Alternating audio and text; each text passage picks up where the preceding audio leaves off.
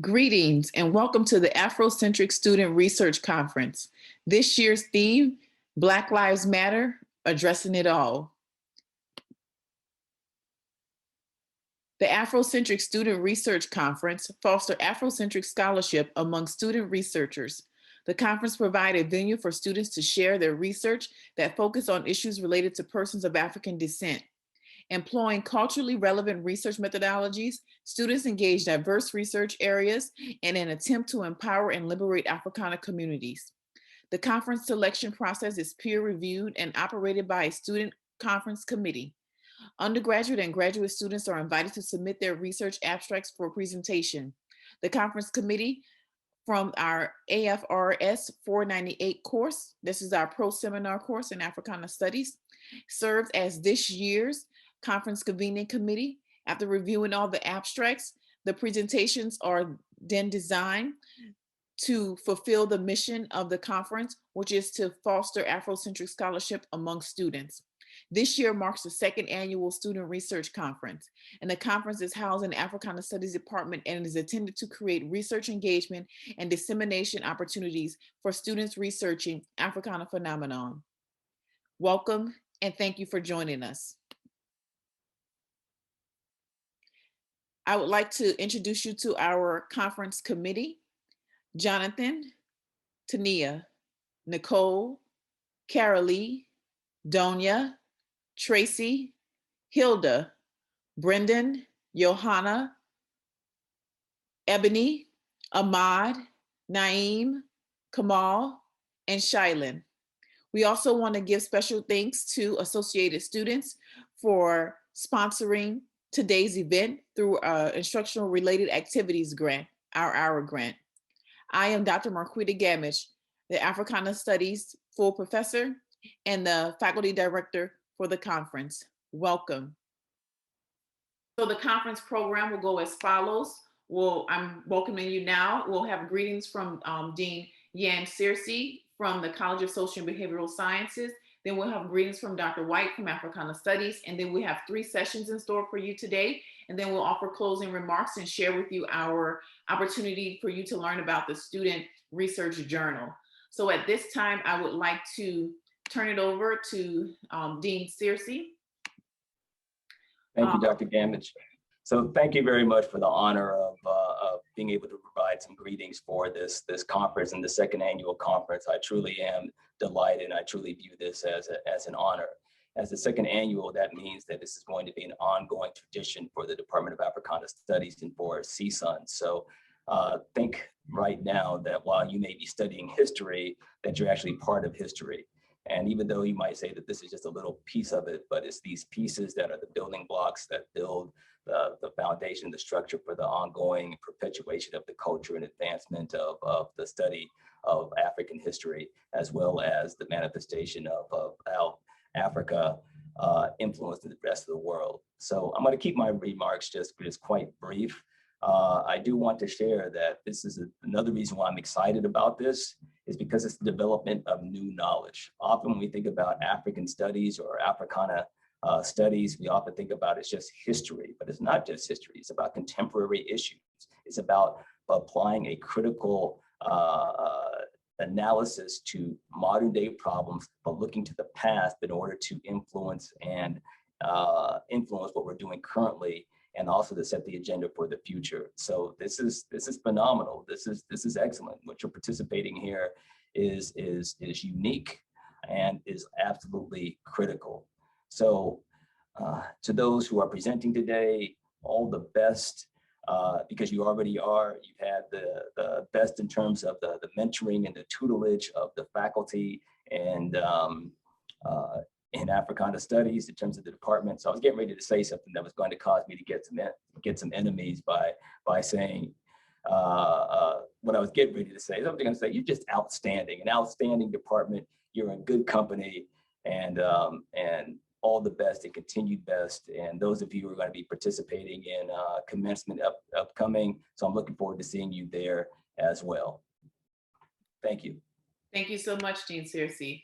We appreciate your remarks. And now we're going to invite the chair of Africana Studies Department, Dr. Teresa White to bring greetings on behalf of the department. Good afternoon, everyone. Hello, everyone. Thank you, Dr. Gamage. So I just wanted to say thank you and how, really proud I am of the effort that's been put forth from everyone that's participating on this project. Just a conference in general, Black Lives Matter, addressing it all, pretty much says it all. There's so much to talk about at this point in time. There's been so many things that are going on, in terms of Black lives and with regard to racism and some of the health injustice and the things that you guys are talking about today having to do with anti-Blackness in the media and in families, across this country. So I know that putting together a conference of this nature is no easy feat. I also know that it is considered a very high impact educational practice that really drives student success and student engagement. So I want the students to know that I really appreciate the work and the effort that you've put forth for putting together this conference. Putting something together virtually or in place, it's a challenge, and so the effort that you've put forth is fully recognized. And so I'm very excited to hear the culmination of your work from the capstone course. I know that you all have been working very hard. You've had the latitude to send out surveys to your community. I hope that you've gotten some really good responses from that. And so just hearing the results of your efforts and the work today is just an exciting occasion for us as we moved forward with our virtual Black graduation and Africana Studies graduation reception happening on the 16th. I look forward to hopefully seeing you all there and your families. So I just thank you again, Dr. Gamage, for putting this together and driving this forward. It is just another example of the great work that is coming out of Africana Studies. So I applaud you and I applaud the students and thank everyone for coming and joining us here today. So thank you again for having me say a few words on behalf of the Africana Studies Department. Thank you so much, Dr. White. We appreciate your leadership and your support of the students. At this time, we're going to go ahead on and get ready to transition into our first panel, in which we'll invite our moderator, Dr. Sylvia McCulley, to take over. Okay, Dr. McCulley.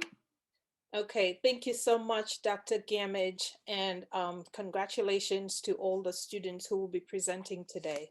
It is my honor to be able to moderate this first panel, which is entitled Fighting to Survive, the Impact of Health Injustices on Black Lives. We have 4 excellent panelists who are going to be examining this very critical subject, and I will introduce them as they are about to speak. In terms of housekeeping matters, panelists have been advised that they have 12 minutes to present. I will have a reminder up. Not sure if this is going to show. A reminder when it's about 5 minutes left and 1 minute, just to keep us to time.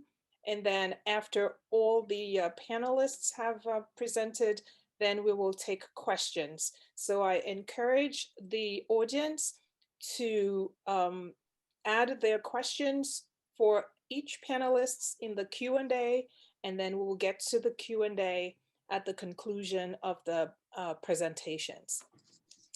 And so with that said, I will now invite the first panelists.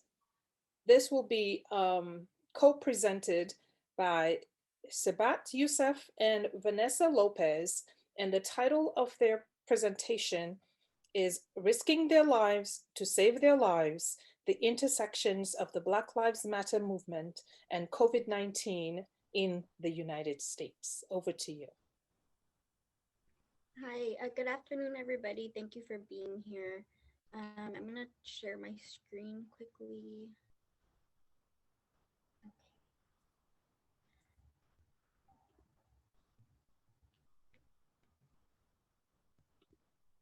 Okay, thank everybody for being here. My research partner, Sabat, is unfortunately not able to be here today, but we were able to pre-record some of the sections she wanted to talk about. Okay, so our study is on Black people in the United States that are currently experiencing 2 pandemics, COVID-19 and racism. And despite the high mortality rate of both, Black people have continued to risk their lives to fight for justice.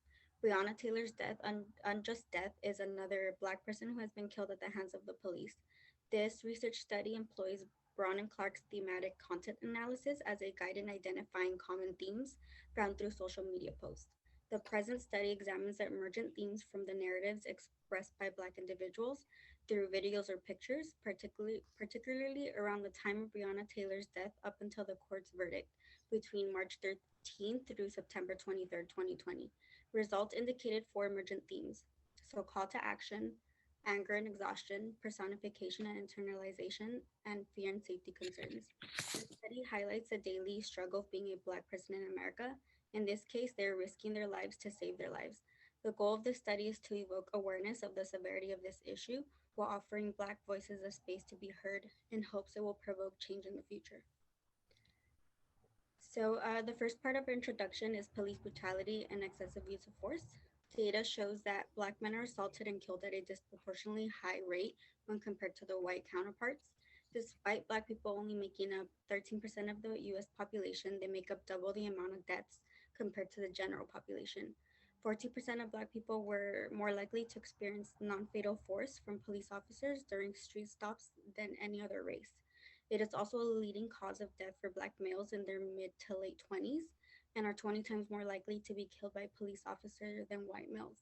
Many have presumed that Black officers may provide better treatment towards Black citizens. However, the level of force used by Black officers is unaffected by the suspect's race. There is no difference in the fact that one may be educated or wealthy. It matters if you are Black.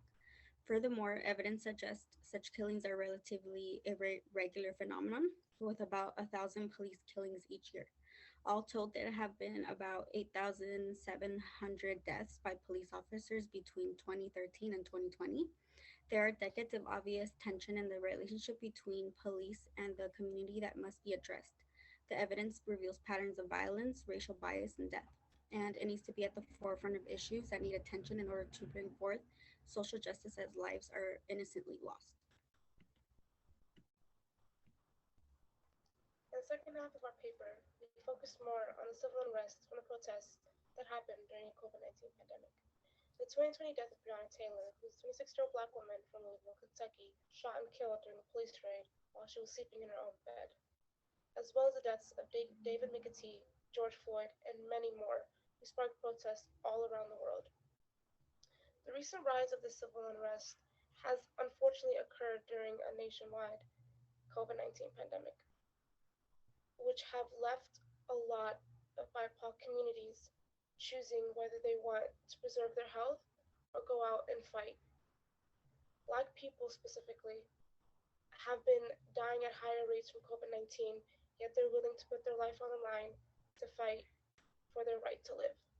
In this case, they are risking their lives to fight for their lives. As of March of 2021, there have been roughly 545,000 deaths in the US due to this pandemic. And the intersections from the impact of COVID-19 pandemic and police brutality on the Black communities appears to be exacerbating already fraught racial tensions across the US.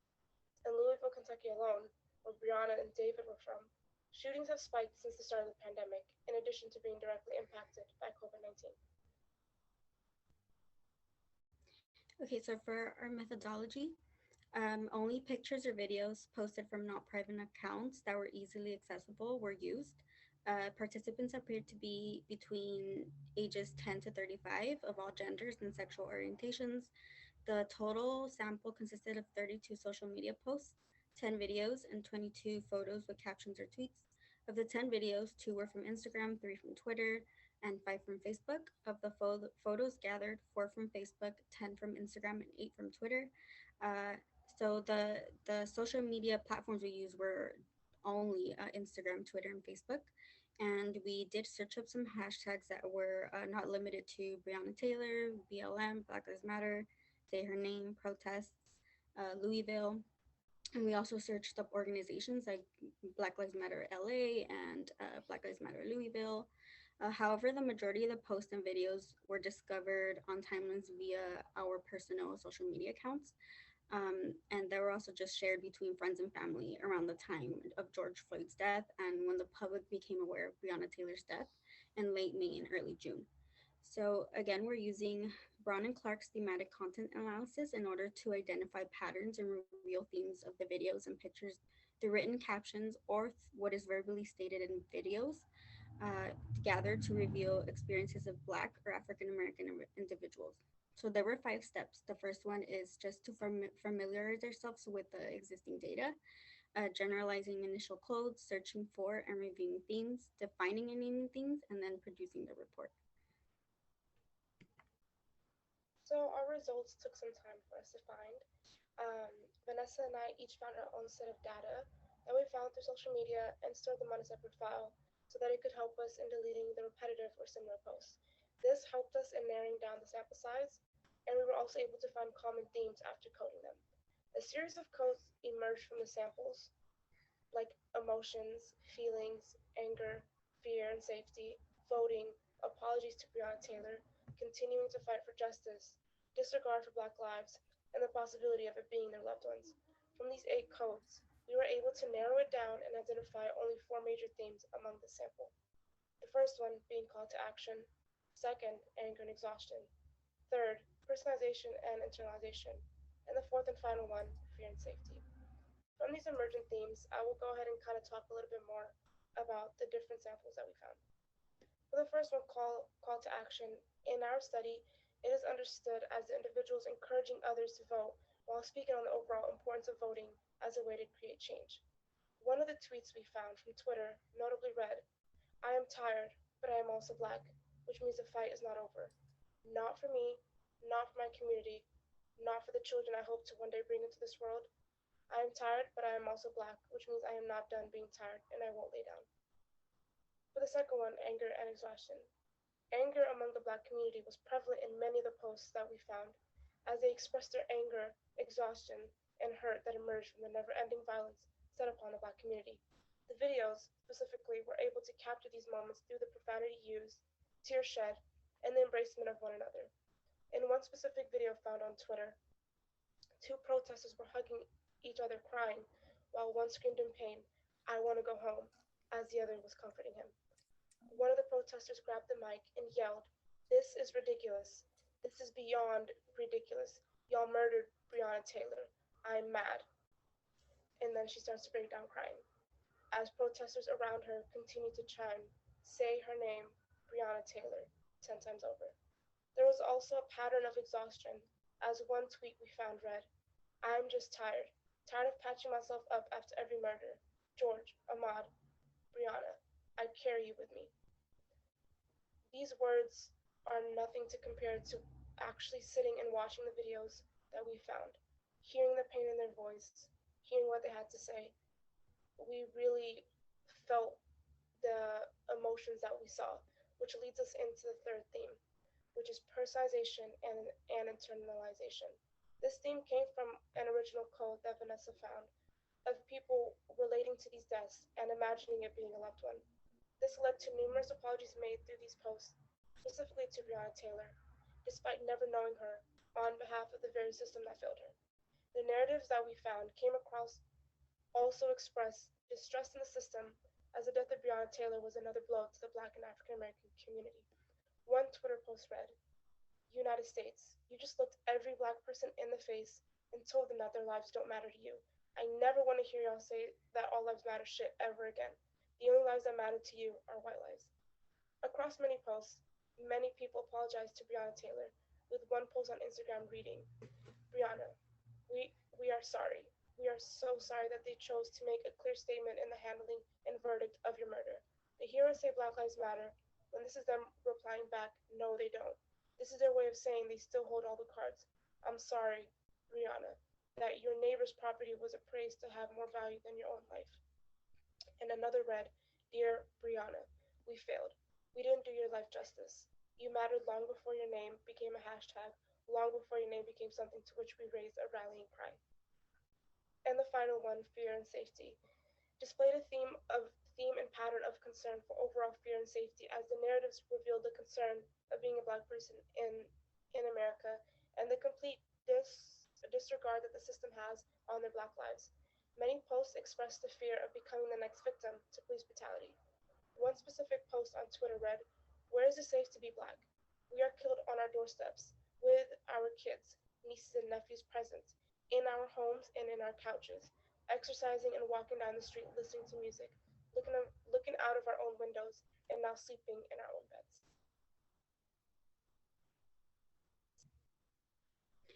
And that's it for our presentation. I just kind of wanted to say, we're about to graduate with our master's in social work, and it's, one of the basic things about social work is to continue fighting for social justice. And so that's something that we will continue doing. And just as a title, alongside, those who have continued to risk their lives to save their lives. Wonderful, wonderful. Thank you so much, Sabat and Vanessa, for that first presentation. Such a powerful presentation.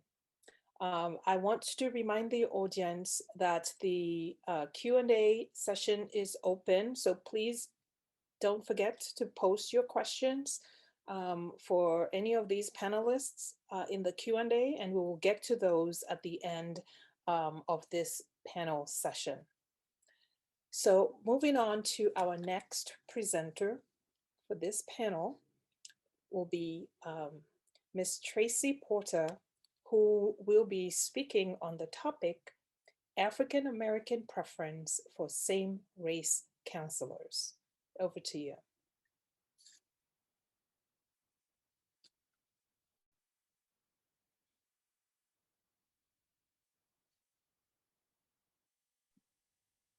Ms. Tracy, can you hear us?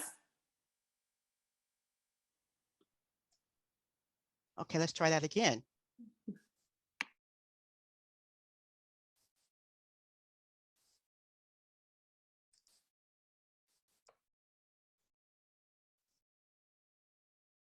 Apologies. Can you hear me now? Yes. Okay. Whew, okay, let's start this again. Okay, good afternoon. My name is Tracy Porter, and I will be presenting on African Americans' preference for same-race counselors. Given the increased demand for African American professionals such as teachers, doctors, lawyers, therapists, and counselors, this exploratory study seeks to address the call for culturally competent counselors among African Americans. This exploratory study will increase the literature on African American Black attitudes about counselors and their preferences for same-race service providers. The purpose of this research study is to explore African American Black attitudes regarding counselor preferences. The research questions that will be explored in the studies are as follows. What are African American counselor preferences? Do African Americans have the greater preference for same-race counselors? And do African Americans believe that Black counselors can best serve African Americans? So I'm going to give you some historical background. Historically, African Americans clients generally prefer same-race counselors. Researchers suggest that when the lack of same-race counselors creates a public health dilemma, when African Americans have been underrepresented in the mental health profession and overrepresented in the populations that have mental health disparities. So let me give you some numbers. In 2015, 86% of psychologists identified as white, while only 4% identified as Black. Whereas, and then only as African Americans only make up 13.4% of the population of this country, but of those numbers, 16% have report of having mental health issues. So to break that down, that means that 7 million Black folks that need help. Prior research indicates that in addition to disparities in accessibility and availability and utilization of psychological services can also be a factor.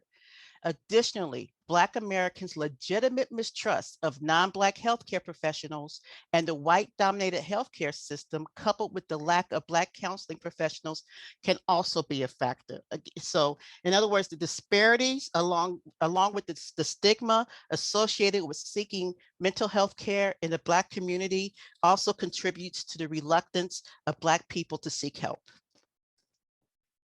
So my literature review: contemporarily, African Americans who seek counseling have very little chance of ever seeing an African American counselor, regardless of their preference. Few studies have investigated whether the increase of African American counselors would increase African Americans' use of counseling services. Scholars argue that there is a strong need and desire for African American counselors, especially from clients who have both high African self-consciousness and cultural mistrust. Even the studies that showed mixed results, the researchers indicated that a Black counselor would be better suited for a Black client because there are certain situations that only a Black counselor can relate to. And finally, additional research is needed to study African Americans' attitudes regarding counselors and counselor preferences. Methodology. Using the methodology of Afrocentricity, this research seeks to explore African American Black attitudes regarding same-race counselor preferences, and if the increase of African American Black counselors would increase African American Blacks' use of counseling services. Afrocentricity is a theoretical framework to be used to examine and advance African American people in every sector of society. Afrocentricity means placing African culture, experience, and ideals at the center of any analysis of African American phenomena. Research demonstrates the needs to develop an accurate assessment of African American Black counseling preference. Applying the Afrocentric methodology, this research will examine African American Black attitudes and preferences regarding counselors. So, in other words, instead of using the racially biased Eurocentric method of studying Black people through the lens of white supremacy, which views Black people as inferior, I instead use the Afrocentric method, which puts who Black people really are and our inherent excellence and humanity as the center of all research. Participants. This study surveyed African Americans to assess their attitudes and beliefs regarding same-race counselors. Researchers recruited participants using emails, flyers, and oral presentations. 34 African Americans between the ages of 18 to 45 completed an online survey. The average age of the participant was 20. 74% identified as women, 19% identified as men, and 6.5% identified as genderqueer. The majority of participants completed some college. The African American Counselor Preference Survey is a 20-item survey designed to assess African American adults' views on preference for same-race counselors. General concept of counselor characteristics derived from African American Black culture were used to develop questions about the ideas about race, the race preference of counselors. The first 5 items of the surveys contains demographic information questions. The next set of 15 items determine African Americans' attitudes about counselor and counseling preferences. So my preliminary results are as follows. 86.6% of participants agreed that counselors are good to go to seek guidance and offer support. The overwhelming majority of respondents agreed that having a counselor who understands my experiences is important to me. And 100% agreed that a counselor who can best relate to me or to them is important. 100% of participants strongly agreed that having a counselor that can identify that they can identify with would best serve their needs. Over 95% of participants highly agreed that having a counselor who is culturally competent would best serve their needs. 100% of respondents strongly agreed that having a counselor who understands racism is important to them. So the data supports previous research that argues that culturally compatibility is vitally important in providing counseling and psychological services, especially for African Americans. Over 95% stated that Black counselors can understand the needs of African Americans and can best serve African Americans. Only 46% of respondents stated that non-Black counselors can understand the needs of African Americans. I'm sorry, this data speaks to the legitimate distrust of non-Black professionals by African Americans. Given the historic legacy of abuse, it is not surprising that respondents expressed concerns regarding non-Black counselors, from Tuskegee to the Tuskegee experiment to injustices in reproductive health. Black Americans have experienced injustices that have led to legitimate concerns regarding the healthcare industry. The majority of respondents strongly agreed if Black counselors were easily available, more African Americans would attend counseling. Again, as stated previously, the great majority of professional counselors in this US are white, and only a small minority, 4% are African American. The data from my study demonstrates a need to increase the number of Black counselors, as is evident in much of the scholarship on Black mental health.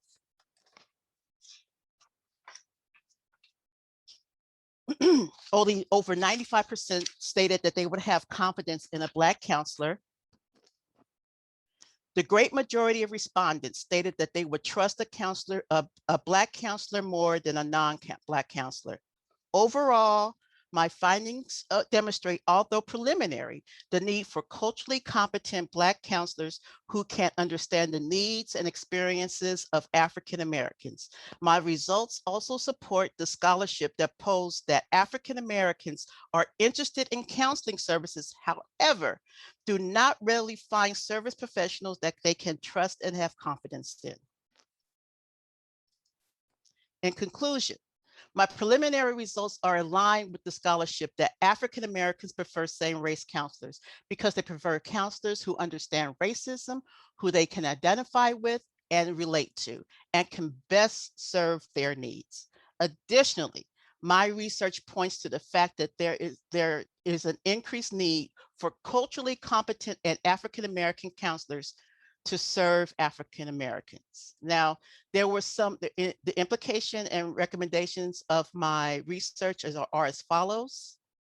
Limitation of my study, of course, you saw that there was not a large response, but so only one major limitation of the study was the sample size. Another limitation of this study was the study time frame. And the recommendations are: further studies need to be conducted to assess African American attitudes toward counselor preferences. There needs to be a greater investment in culturally competent counselors to serve the African American community. Increased efforts need to be made to grow the number of African American counselors in African American communities. And finally, and most importantly, increased efforts need to be made to address the stigma of mental health care in the African American community. This concludes my presentation. Thank you very much. Thank you. Thank you very much. Excellent, excellent work. Whew, we have had two excellent presentations so far dealing with very, very critical issues affecting the African American community. Once again, I want to remind the audience to type in your questions in the Q&A, and we will get to those questions at the end of this panel session. Thank you. Up next is Naim Mohammed, who will be presenting on the topic African American Food Access and Experience Study. Over to you.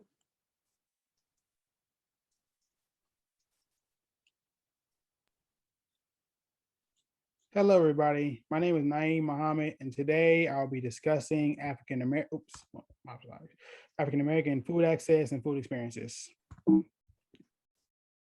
So the purpose of this research is to gather the attitudes, thoughts, and opinions of African American about food access and healthy food options. I specifically want to know if they value healthy food options and organic food options, and how far would they have to travel. I hypothesize that African Americans do not have ample access to healthy food options, and they have great access to unhealthy food options. So historically, African Americans were given the most inadequate and inedible food options with very limited access to healthy food options. The root of this stems from chattel enslavement. They were given food scraps from enslavers. They gave them leftover foods that they didn't want, or food that was no good, or just food scraps. And even today, African American communities are surrounded by food deserts, which is defined as areas where people have limited access to a variety of healthy foods. And they also have GMO, canned goods, and organic food options. And due to this, since 1985, heart disease has been the leading killer of African Americans. So it's my literature review. So I found that the research demonstrates that African American communities are largely existing within food deserts, which consist of inequitable food healthy outcomes for African Americans. And in one article I read, it stated that the cause and effect of high obesity rate in low income African American communities was a result of areas that did not have access to food to the supermarkets.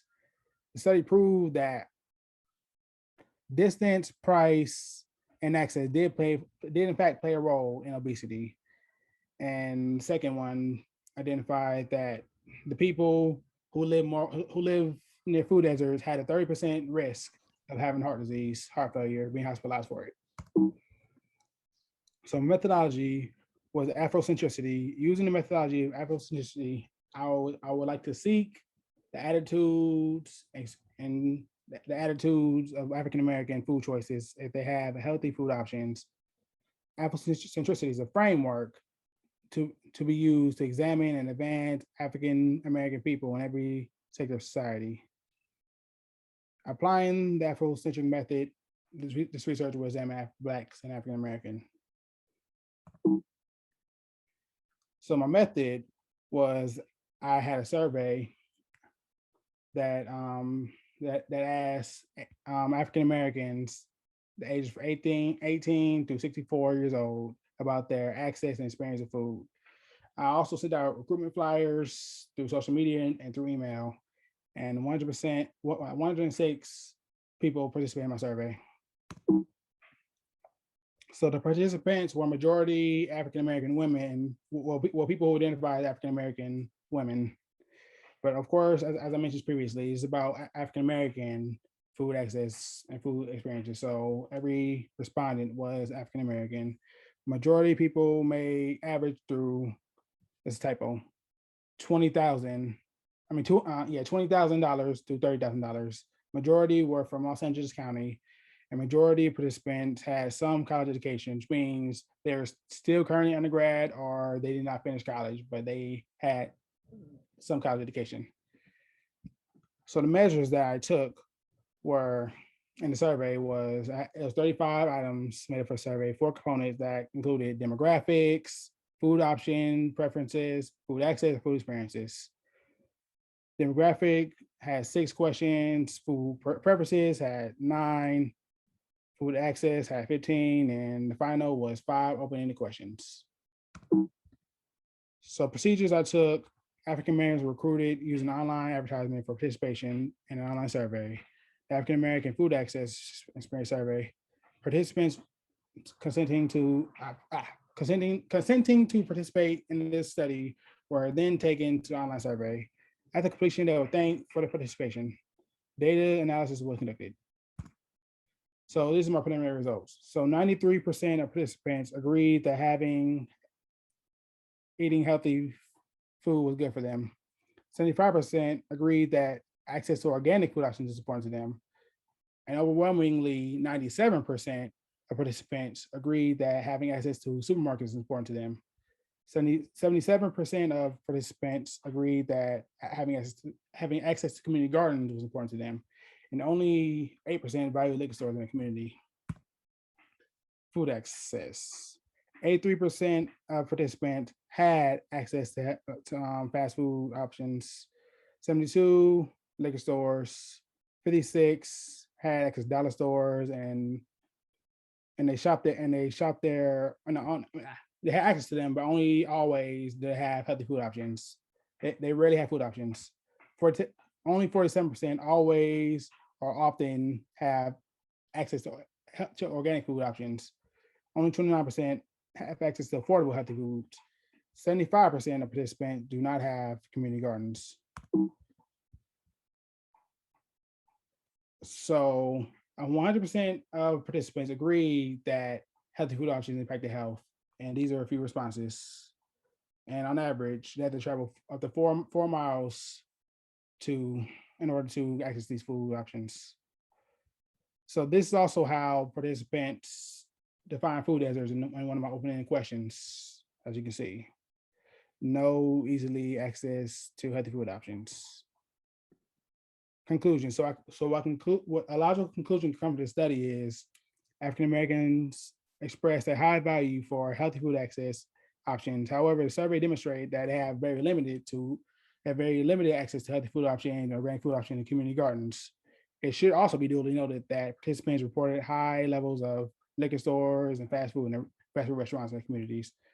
On average, the African American participants had to travel outside of their immediate communities to access healthy food options. So recommendations I can make is that it is both a government and a community responsibility to have healthy food options in our community. It's government responsibility because government should fund the African American communities for healthy food options. At the same time, it is also our community responsibility because not only do we know what we want better than anyone else, and also the more we support these stores that aren't wanting our communities, the more they'll exist. So it's up to us as African Americans to invest in our communities and change it for the better. And all the healthy food options, inadequate and food insecurity option is a byproduct of white supremacy and must be dealt with on a structural level to dismantle the reference. So thank you for watching. It's my study. Concludes my study.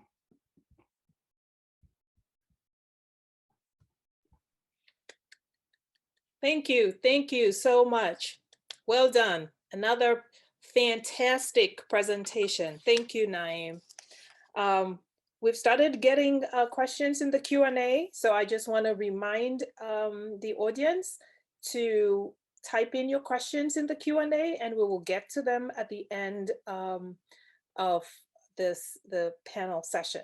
So our final presentation is going to be by Hilda Arona Rivera, who will be speaking on the topic, The Toll Mass Incarceration Takes on Black Mental Health. Over to you, Hilda. Okay, hello, let me just set up my screen really fast. That way I can, okay, give me 1 second. And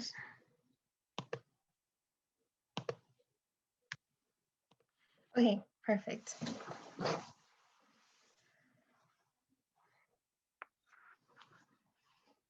Okay, so my presentation is going to be on the impact of mass incarceration on Black Americans' mental health and how it affects their day-to-day lives. And here's my introduction. Oh, I'm so sorry, that moved. Okay, so my introduction. Mass incarceration and mental health are two of the most arguably controversial topics in the modern world. However, many do not speak on how they affect one another. America is very well known over the incarceration crisis. Black mental health is impacted by this crisis at a severe level. Young adults are pressured to be better than generations past. Mass incarceration makes most experience anxiety, depression, panic, severe anger, among other mental health disorders or just issues. So this simply pertains to how from a day-to-day basis and just from other people's experiences, I have learned throughout this research that most of personally my friends or just other peers will experience mostly anxiety and high blood pressure whenever they have to come into anything that involves like security or just officials in general, just because of like the stigma that comes with it. There was a research study that associated the words of dangerous and violence with African Americans, which is why that stereotype usually will always come into an effect, and it would always like make them get anxiety just because of that stigma and those stereotypes. It affects their day-to-day lives. And then onto my historical background. So America is 20% of the world's prison population. And in 2012, Black Americans made up 33% of America's inmates, but only made up 12% of the population.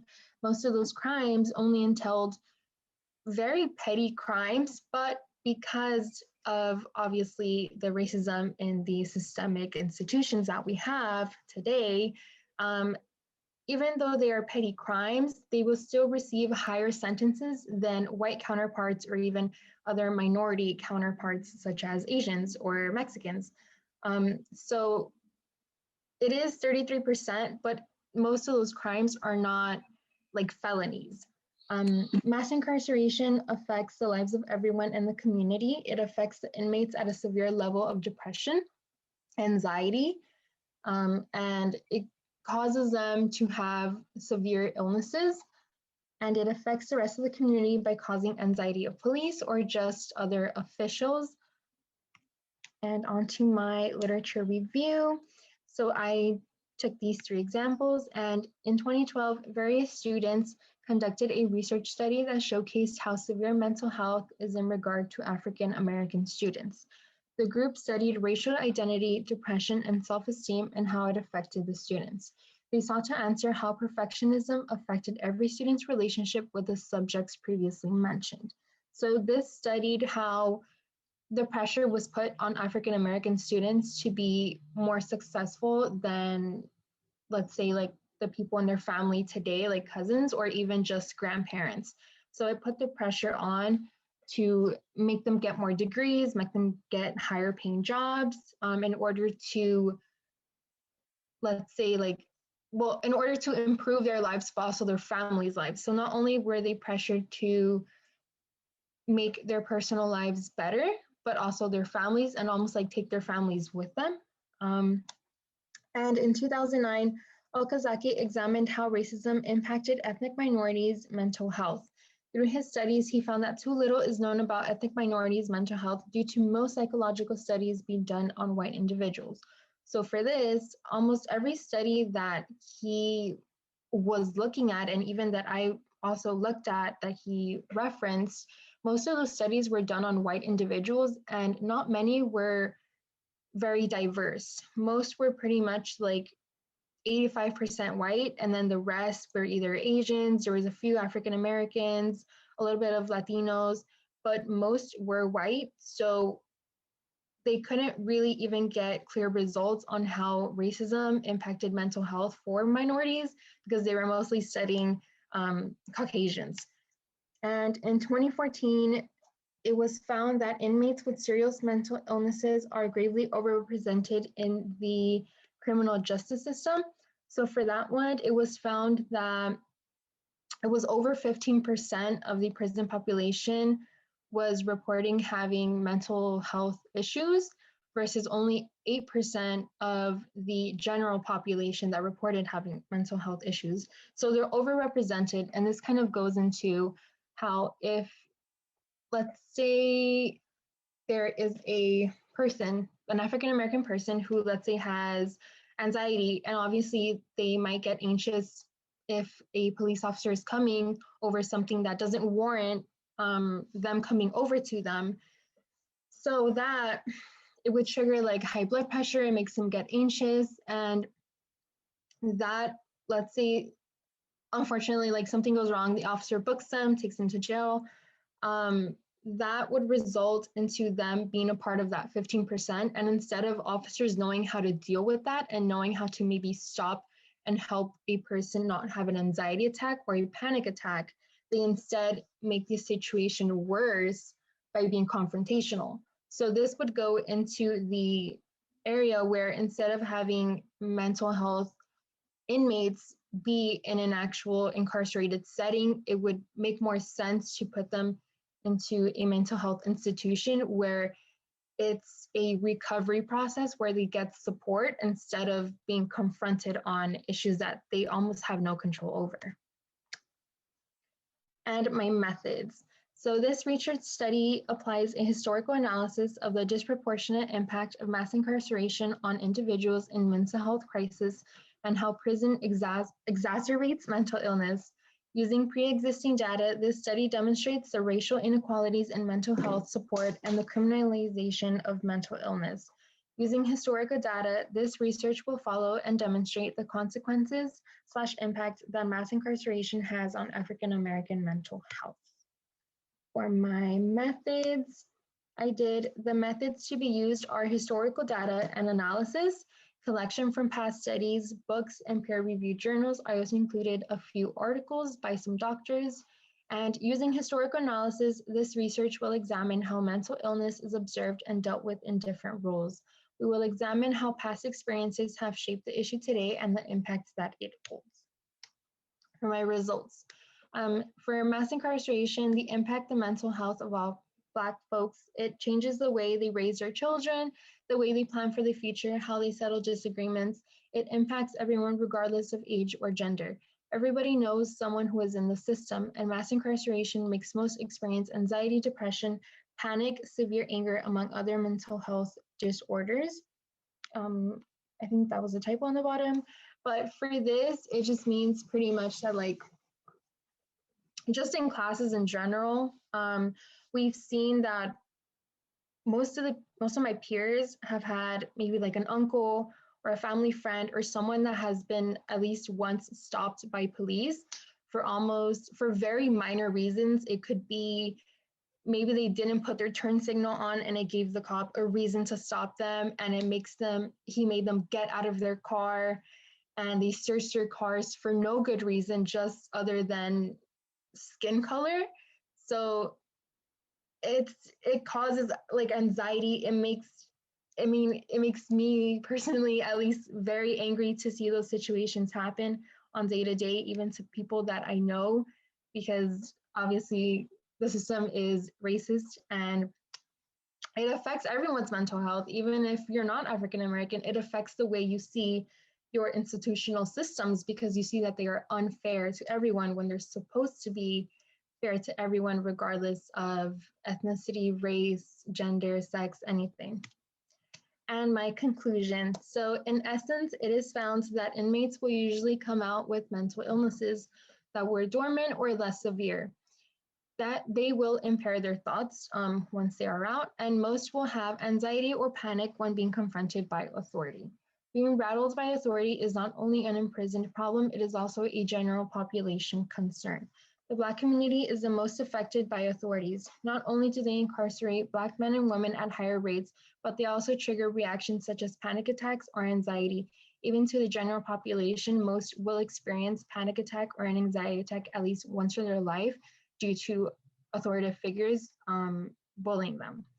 And one of my favorite shows actually had a whole 2 episodes on the George Floyd situation and Breonna Taylor, and this is from Station 19 on Freeform. And there was a quote that he said, one of the characters, and he said, "Being Black in America is a life-threatening condition." And I thought that was very interesting and very powerful, because throughout this scene, he was talking about how he feels like he can't do more, but he also feels like he can't do less.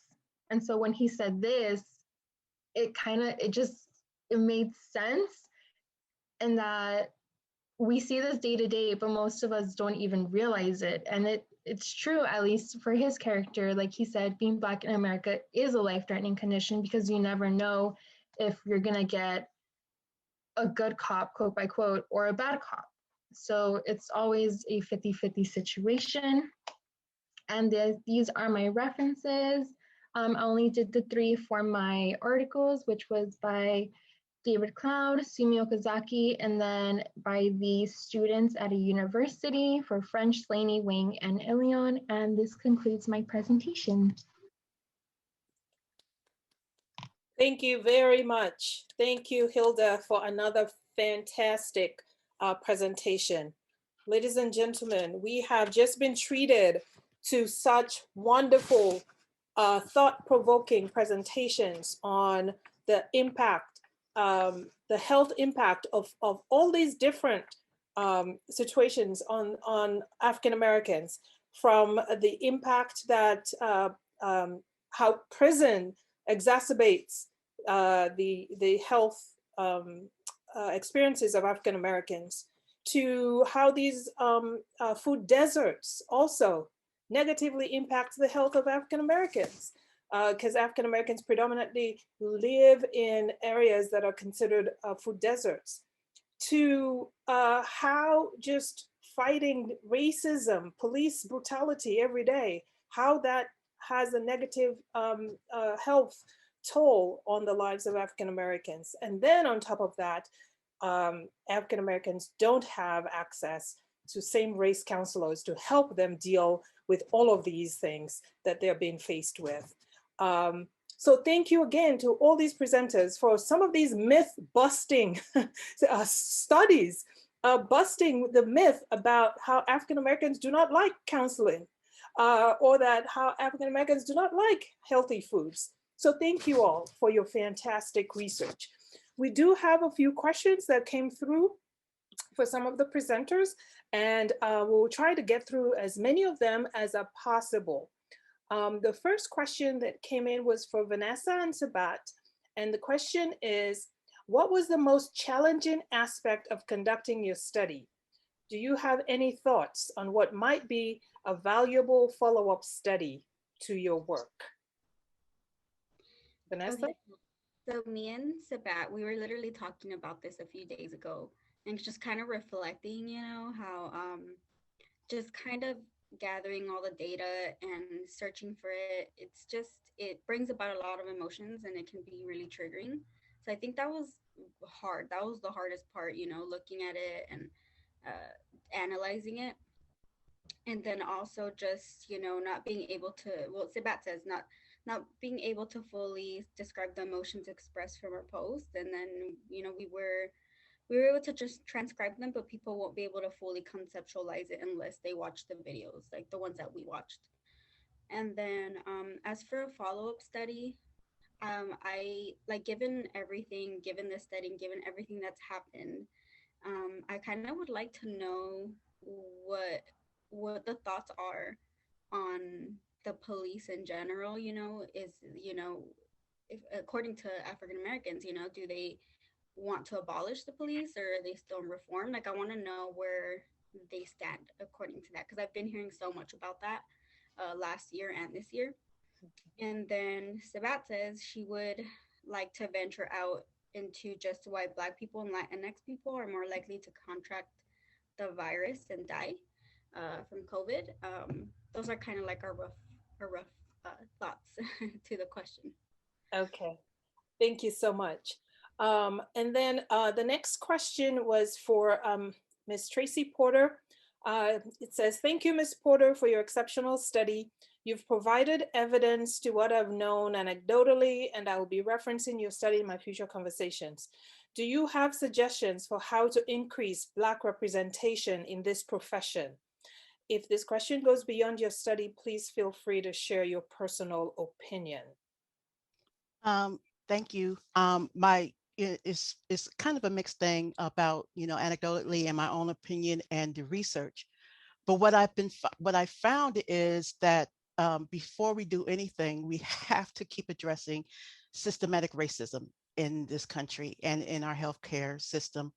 We must, because that's the problem, and we must start getting rid of the stigma of mental health care in the Black community, because until we do that, when you talk to, you know, trying to talk to people about becoming counselors, they're like, well, Black folks don't need that. We don't do all that. And it's like, no, we do, but we don't talk about it. So we need more people, current professionals to recruit and go to, high schools and colleges to talk to people about becoming counselors. And most importantly, y'all, we need money because school is expensive. And to become a counselor or a therapist or a psychologist, we're talking that tens and thousands and hundreds of thousands of dollars. There needs to be scholarships and grants to forward this for more people to become counselors. Thank you so much. There was another question there for you, Ms. Tracy, in the chat. It says, do you think if foster care youth could have earlier and more access to culturally competent Black counselors, that it would be a very productive intervention? Oh my God, yes. I mean, I know for my own issues and people that I know in my family and friends that have had issues with school and stuff, if there was a Black counselor who understood that the way we communicate, the way we act, the way we walk and talk, it is not a problem. It is not deficient. We are not inferior. But if you don't have that information given to you at a young age, then you believe the rhetoric that we are less than, and then you act accordingly. Mhm. Yes, thank you. I agree. Another question for Naeem. Do you have any ideas or strategies on how to achieve some of these recommendations from your study? Well, first thing I would like to say is soul food in particular is so cultural. I feel like as African Americans, we're so bound to culture. You understand what I'm saying? Soul food is a food that our ancestors ate. They didn't want to, they didn't have a choice to. If they had a better option to eat other food, they definitely would. But people say, oh, it's African, oh, our ancestors did this. So I say one part of that is letting go of culture. And second part is seeing how it affects us. And two more things. The third thing we can do is also say, okay, this food's bad. I shouldn't eat it. I want my children to eat it. And fourth thing is invest and make that happen. Prioritize healthy food options. Make it priority. Don't just say, okay, I want it. Oh, it should happen. Invest in it. Make it happen. Mhm. Don't just want it. Do it. Okay. Thank you. Thank you, Naeem. And a final question for all the panelists, a general question that came in. What led you to choose these topics that you've decided to research? Who wants to go first? Okay, I'll go first. I chose this research, this subject specifically because of my own issues with mental health problems. To have a person that looks like you, that you can talk to, that can understand you, that we know to close that representation gap. I know all of us that are Black, if we walk into a room or a situation and the person that we're talking to is Black, there's a certain sigh of relief that like, they got me, they understand me, they know what I'm feeling. And because we don't have that, this is an all out war. We need to close the representation gap. We need people who look like us to talk to us, to help us through our problems. And like I think somebody said in the chat, all Black folks need therapy because we have never dealt with our issues with racism, with the generational issues that we have, and there has nothing to be done when there's a police shooting, a shooting or something like that. There's counseling for students and stuff like that. When we were released from enslavement, there were no counselors. So we have all this generational trauma that we're dealing with and no way to deal with it. And this is why I did this study.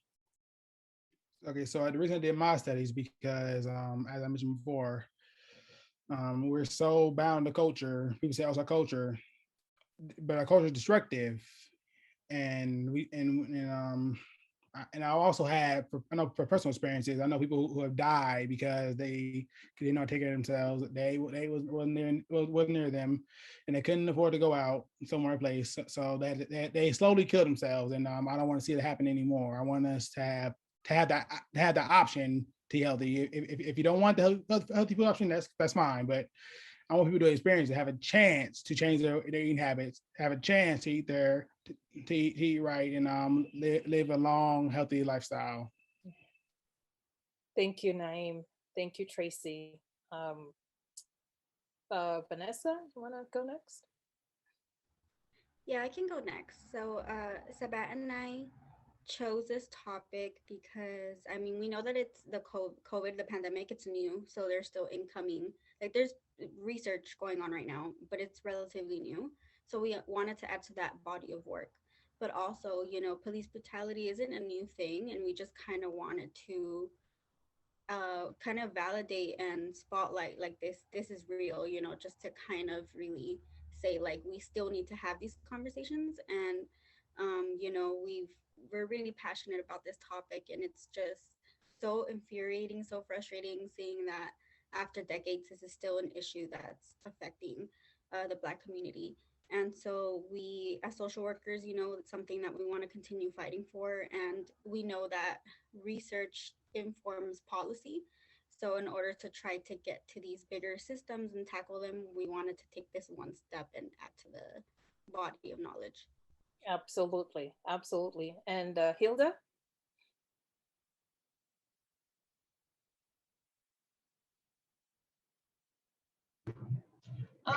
Honestly, for me, it was just a little bit more personal. Like I've seen most of my friends just, let's say like a year or two ago, they wouldn't have been talking to me about feeling anxiety when they're maybe going 5 miles over the speed limit. They wouldn't be talking to me about all these other minor things that they, you know, pretty much kind of, I don't want to say get away with, but yeah, kind of get away with a year or two ago. And they know that they still had to like be careful, but it was a little bit less than it is now. And now it's like in our faces every single day during like this past year. I mean, we're in a pandemic.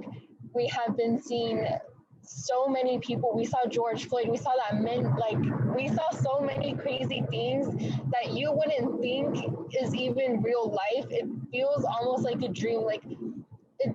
There's so many things that happened, and I saw how it affected their mental health. I have seen my friends like break down from having an anxiety attack of just, there was a highway patrol on there and I was like 10 miles over the speed limit and I got a panic attack because I didn't know if that could be like my last day. Things like that, like hearing them say things like that, it triggered something in me, like, okay, like we've had these conversations about mass incarceration between us because we all took a class together. And we read this book from, I forgot her name. It was from Michelle Alexander, The New Jim Crow. We read that together, and it's about mass incarceration, and it details a little bit on mental health. So when we were going through this, it was like, I kept that book in mind, and I was like, I want to know like how this impacts mental health as well. So I wanted to combine the two. So I use those personal experiences from my friends and like from my class to kind of tie both in together and see what was the result. And obviously there's not too many studies on it because everyone likes to separate the two, but I feel like we need to focus on how one impacts the other because they're correlated. I mean, there's no way that they're not. I don't know. It was personal, and it's a lot to handle right now, but I'm really glad I did the study. And I'm glad I heard everyone else's studies. Like, I loved it. I completely agree with Tracy. We need more African-American counselors. I am Latina, so I have been, at least at CSUN, a little bit blessed to have another Latino counselor, and she's completely right. You feel safer. You do feel safer. And I feel like we need that. We need so many more counselors that can relate to their students, because only like that you can build a better bond and you can be even more successful. Wonderful. That is a great way to end, a great thought to on which we can end. I want to thank all the panelists for your wonderful, wonderful contributions this morning. Sabat Youssef and Vanessa Lopez, Tracy Porter, Naeem Mohammed, Hilda Rona Rivera. Thank you so much for your informative, impactful presentations. And with that, I turn this over back to Dr. Gamage for the next session.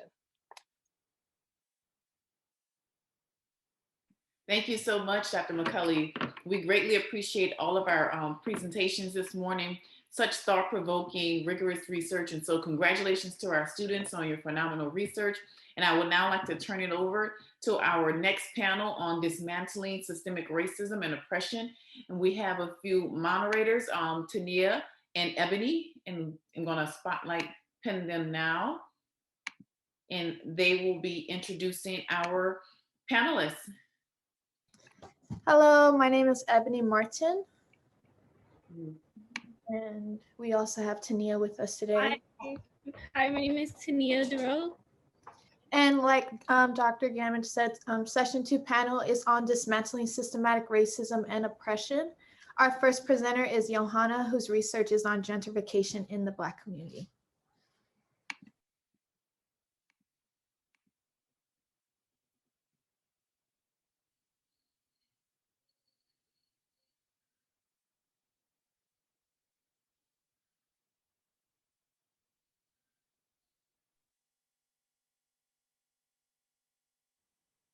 Good afternoon, everyone. Today we're going to be discussing pushing out gentrification's contribution to residential displacement of historically Black neighborhoods. Today, the character and culture of Black communities are strategically threatened as a means of revitalization for newcomers through the implementation of improved infrastructure, transportation, and land use. This has created a challenging environment for Black people to live and thrive in their communities. The purpose of this presentation will be to assess the social, political, cultural implications of gentrification on historically Black neighborhoods and communities.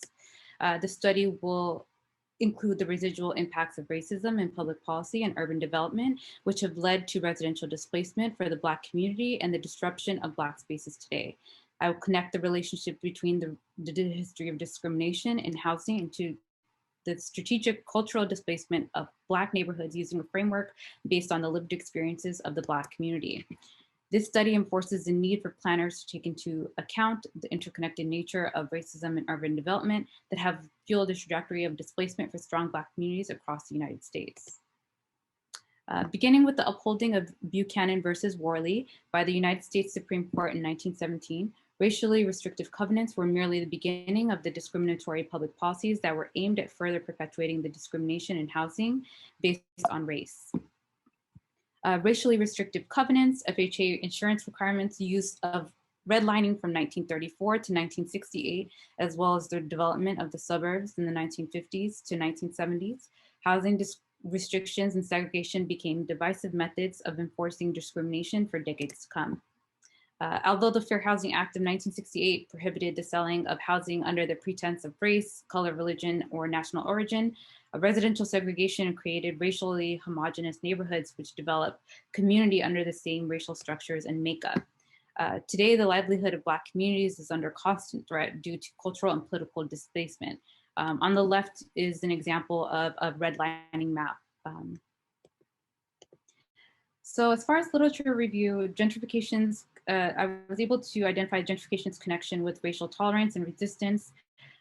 Kirkland did a study where he found that Nashville Black residents felt mistreated and their voices were not heard by city officials when addressing concerns. Rather, preferential treatment was given to new white residents. Redford also examined that the creation of zoning laws and restrictive covenants as a means to divide class and race was done to create and protect white wealthy homeowners from populations they felt would threaten their home values. Next, the following reviews are of the implications of gentrification in cities like Seattle, Atlanta, and Washington, DC. For example, Seattle, the Central District was an area due to racially restrictive covenants confined Black people to this particular district of the city. However, their historic avenue of Black churches were built and served as a feeling of community, self-expression, political and social empowerment, and activism. But following the disinvestment in the 1970s, the population of Black residents began to decline. Similarly, in Decatur, in Atlanta, the neighborhood of Beacon Hill began to see urban renewal projects that were aimed at reviving, quote unquote, Decatur following decades of disinvestment. Historically Black churches and schools were torn down and replaced with more attractive with housing projects and new buildings that were meant to attract new homeowners. Those residents who stayed began to experience racial hostility and profiling, which created a very unwelcoming environment. So this actually builds on the assertion that gentrification poses a danger for Black spaces, making it impossible to live authentically and safely. Additionally, the same can be used as an example in DC with go-go music, where Black residents began to reclaim their space following the movement Don't Mute DC, called Reclamation Aesthetics. So it shows the cultural and political shifts that caused by gentrification. So next, we will review the methodology. So this research paper will incorporate a methodology focused on Afrocentricity to identify the lived experiences of Black community concerned with the advancement of the Black reality. Additionally, this methodology will encompass the intersectionality of race and class to further solve social problems that preclude human potential of the Black community.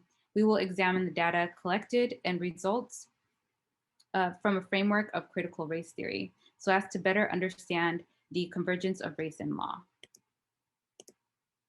In order to precisely quantify the cultural and ramifications gentrification has on the Black community, I will be collecting existing data that analyzes the changes of historically Black neighborhoods from 2000 to now. So my study focused primarily on metropolitan cities across the United States that have experienced significant economic redevelopment that has led to the displacement of the Black community, which included the Bay Area, Seattle, Atlanta, and Washington, D.C. We're going to use this data to examine case studies of neighborhoods across the country to further distinguish the economic impacts of gentrification on the Black community nationally. For the purpose of this presentation, we're actually going to focus on the impacts of gentrification for Oakland by identifying 3 main criteria. So gentrification risk areas, affordability, and changes in population. A little bit of background as far as Oakland. It's located in the San Francisco Bay Area, and the development of the Transcontinental Railroad actually brought job opportunities to many African Americans from the South towards the West for a new life and new opportunity. The late 1800s actually marked an era of development of Black-owned businesses, and it really worked on developing a strong Black economy, primarily in West and East Oakland. Now, following the 1940s, the building of the Bay Bridge actually made accessibility between Oakland and San Francisco a lot easier, which helped with job opportunities for Black people in military and naval industries, especially well into World War II. Now, the 1960s, inner city Oakland began to experience a decline as crime and poverty began to rise. Racial tension between Black and white community in Oakland led to the creation of the Black Panthers. And in 1966, the Black Panthers were actually created with the purpose of patrolling and protecting the Black community in Oakland from police brutality. And there they began to develop programs that would really work to uplift their community through healthcare and financially as well. The success of their initiatives actually led to their community electing Oakland's first Black mayor, Lionel Wilson, in 1973. So now we're going to assess the areas in Oakland in which have the highest risk of gentrification and displacement. Here, this map will show, I'll highlight through my cursor, West Oakland here and East Oakland here. Now you'll see these darker purple areas, or these shades of purple, will identify ongoing gentrification and displacement. And so you see the majority of Oakland, primarily in East and West Oakland, will be suffering the highest rates of ongoing gentrification and displacement. Now these darker shades of red are concentrations where advanced exclusion are occurring, and that is in primarily suburban white neighborhoods. So now we're going to identify the economic impacts of gentrification. Here we have a map that will illustrate the increase in rent prices in both West and East Oakland. The darker shades of red will indicate the highest increases in that area. So the most substantial increases are primarily in West and East Oakland. Now we're gonna take a look at changes in population. These graphs will show this orange section being the ethnic composition of Black people in Oakland, blue being Latino, green being Asian, and this gray shade being white. So from the year 2000, which is here, 2010, 2019, the Black population in Oakland has significantly dropped from 34% to 23%. That is the only racial group in Oakland that is experiencing a decline, while other racial groups such as white and Latino and Asian are experiencing an increase in population. And according to the US Census Bureau, that by 2050, it's expected the Black population might decrease to only 4%. So this indicates that there is an ongoing threat of displacement and it hasn't stopped yet. This is just an illustration of today. So reinvestment and development projects have begun to shift into an unrecognizable space. So you see a lot of these, neighborhood revitalization projects happening now, changing the culture of that area. So what does this mean for thriving Black spaces? Safety concerns. So for Black people in Oakland, now it poses this risk of safety concerns on how they can live and prosper authentically. You can see this by the over-policing of public spaces. So we have this image on the right of 2018. This image went viral, or this video went viral, of Barbecue Becky, they called her. And her name is Jennifer Schultz, and she called 911 multiple times because, as she claimed, the Black men were grilling in a non-designated area of Lake Merritt, which is known to have been previously a predominantly Black neighborhood, but now is experiencing very high rates of gentrification. She starts shouting for help and claims that she's afraid. This was a 25-minute interaction with 911 in multiple calls, asking for help and asking for police to come and help her. So besides that, what will this mean for Black people in Oakland and economically and culturally? So due to displacement, now populations are forced to move into a new environment. Opportunity costs are low in some environments, meaning job opportunities, the ability to provide for themselves financially, or they will be forced to commute long distances in order to maintain a sustainable financially for their families. Implications and recommendations. Historic preservation. So why is this important? Without historic preservation, it's invisibility. So the destruction of historic buildings and displacement of people erases the narrative, symbols, and history of an entire community. So I suggest ethnographic-based research to ensure that Black history and culture is being recognized and preserved. So by analyzing data through a lens of race or ethnicity, you can also make sure to preserve or identify that these communities are experiencing invisibility. And this concludes my research. Thank you for the time.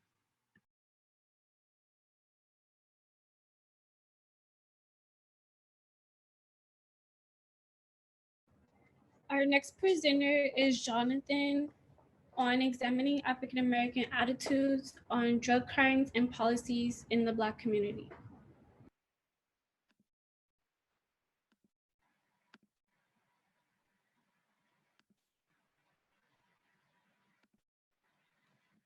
Okay, good afternoon. My name is Jonathan Bowers, and today I'll be discussing drug war on Black America. Introduction. The drug war on Black America led to social inequalities and increasing the mass incarceration rate for African Americans. The drug war resulted in broken families and $1 million spent rebuilding the prison system. It is important to inform African Americans about the subject matter because it is not only a war about drugs, but a war to help increase the incarceration rate for African Americans. The purpose of this study is to examine African Americans' attitudes about drug and crime policies. Historical background. On June 18, 1971, President Nixon declared the war on drugs and increased federal funding to the police department around the United States. In the US, the war on drugs was a target to every race that was involved: African Americans, whites, Latinos, and Chinese immigrants. And in 1870s, the United States banned the Chinese nationals from importing smoking opium. In the 1900s, the first anti-cocaine laws was passed in the South for African Americans. And in the 1910s and 1920s, the marijuana laws was directed only to the Latino population in the United States. Creating a war on drugs. Ronald Reagan declared the war on drugs in February 1982. In 1988, the US government generated $4.3 billion from the war on drugs. The war on drugs first began as a slogan during a political campaign for Ronald Reagan, and police was geared with cash from the US government and military equipment, and the SWAT team was created around the war on drugs. Literature review. During the war on drugs, the justice system discovered a way to lock up more African Americans in the prison system and establish modern-day slavery. In every state across our nation, African Americans, particularly in the poorest neighborhoods, are subject to tactics and practices that will result in public outrages and scandal if committed in middle-class white neighborhoods. In 1984, Congress passed a law requiring the minimum of 5 to 10 years. Congress enacted a plethora of laws requiring specific criminal acts regardless of the circumstances in which they might have been performed or the character of the guilty party. The war on drugs. The war on drugs equals the war on blacks, aka which is the crack epidemic. The war on drugs also declined in employment opportunities, discrimination in housing and education. And if you was convicted from any drug charges, you would not receive financial aid from the government. Part 2. This chart right here on the right side shows the impact and how the war on drugs impact the Black and white and Latino communities. And as you can see, white people was affected more. It says 60%, but let me go back. Let me see, people arrested for different drug offenses. It was whites also at 40%. And people in the United States prison for drug offenses, also whites again for 20%. Race as a factor. This second chart also shows of how whites are more likely to sell and use drugs more than Black people, even though Black people are more likely to be convicted on the state level.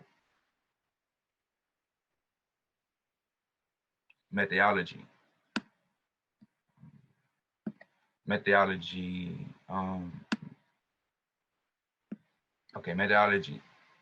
Using the methodology of Afrocentricity, the research seeks to explore African Americans' Black attitudes regarding drug crime policies. Afrocentricity is a theoretical framework to be used to examine and advance African American people in every sector of society. Applying the Afrocentric methodology, this research will examine African Americans, Blacks' thoughts about drug crimes and policy from the drug war. Proposed study. The purpose of this study is to examine African Americans' attitudes about the drug and crime policies. Therefore, I seek to obtain African Americans' thoughts about drug and crime policies. This research will investigate the following questions. What are African Americans' thoughts about crime policies, particularly to the war on drugs? Do African Americans believe that drug and crime policies unfairly target African Americans? And what are African Americans' thoughts about racial inequality in drug policies and practices? Proposed methods. This study includes the online survey to gather African Americans' attitudes about drug and crime policies. Recruitment materials, including a survey flyer, will be sent out to participants before taking the survey. Those who agree to take the survey will receive a consent form and a link that will take you to the survey. This survey will be taking place online only. After the survey closes, the data will be downloaded, transcribed, and analyzed. I am using convenience sampling for the purpose of this explanatory study. I am a small sample of Black students at CSUN, 2 to 5% is needed. Results will be analyzed by the researcher, and I am using convenience sampling. For the purpose of this explanatory study, a small sample of African Americans, 50 to 100 participants, is needed. Results will be analyzing using SPSS.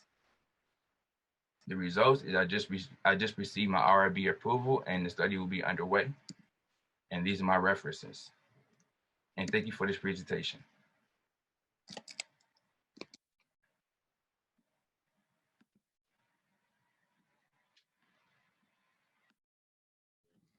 Thank you. Our next presenter is Shailyn, and she will be discussing the disparities and disempowerment in the Black community. We are actually going to shift to this presenter as Shailyn logs on. We're going to have Kamal next, so if you can announce Kamal, thank you. Our next presenter is Kamal on racism and law enforcement.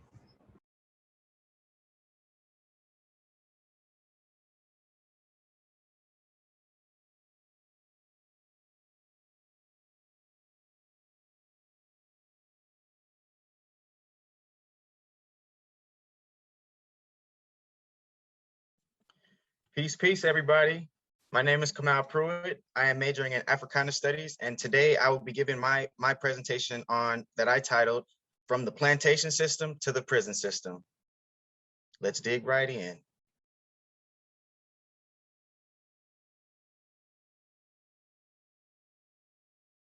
So, there hasn't been much research conducted about the ways in which the system of slavery operated in a likeness to that of the system of mass incarceration, to give an in-depth view on how things like slavery and slave patrols and prisons and law enforcement operate under different rules, but create the same outcomes of white superiority and Black inferiority.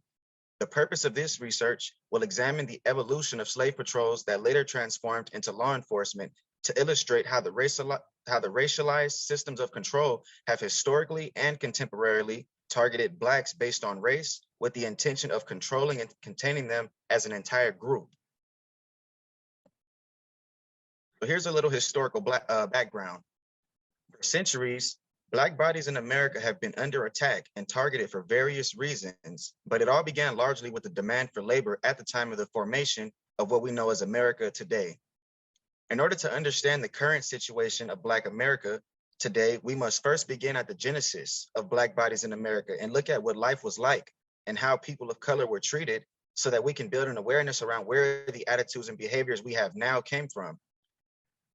This quote reads, "The degraded status of Africans was justified on the ground that Negroes, like the Indians, were an uncivilized, lesser race, perhaps even more lacking in intelligence and laudable human qualities than the red-skinned natives. The notion of white supremacy rationalized the enslavement of Africans, even as whites endeavored to form a new nation based on the ideals of equality, liberty, and justice for all. Before democracy, chattel slavery in America was born," as quoted by Michelle Alexander. As the great Malcolm X stated, American democracy is hypocrisy. We understand through this quote from Michelle Alexander how all the constitutional gifts that are spoken so beautifully about are never practiced in regards to the so-called Negro who was robbed from his homeland and brought to America. And that lays the foundation for grasping the fuller picture of my research. Literature review. So by offering an economic incentive and playing on the psychological fears of whites has been a common way of getting these racialized systems of control to be socially permissible by the oppressors and general public.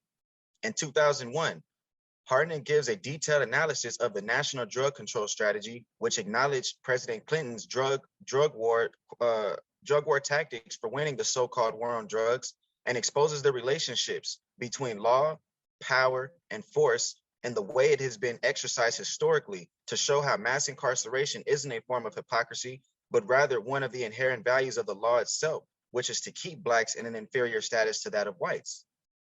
He quotes Richard Nixon in his analysis when he said, you have to face the fact that the whole problem is really the Blacks.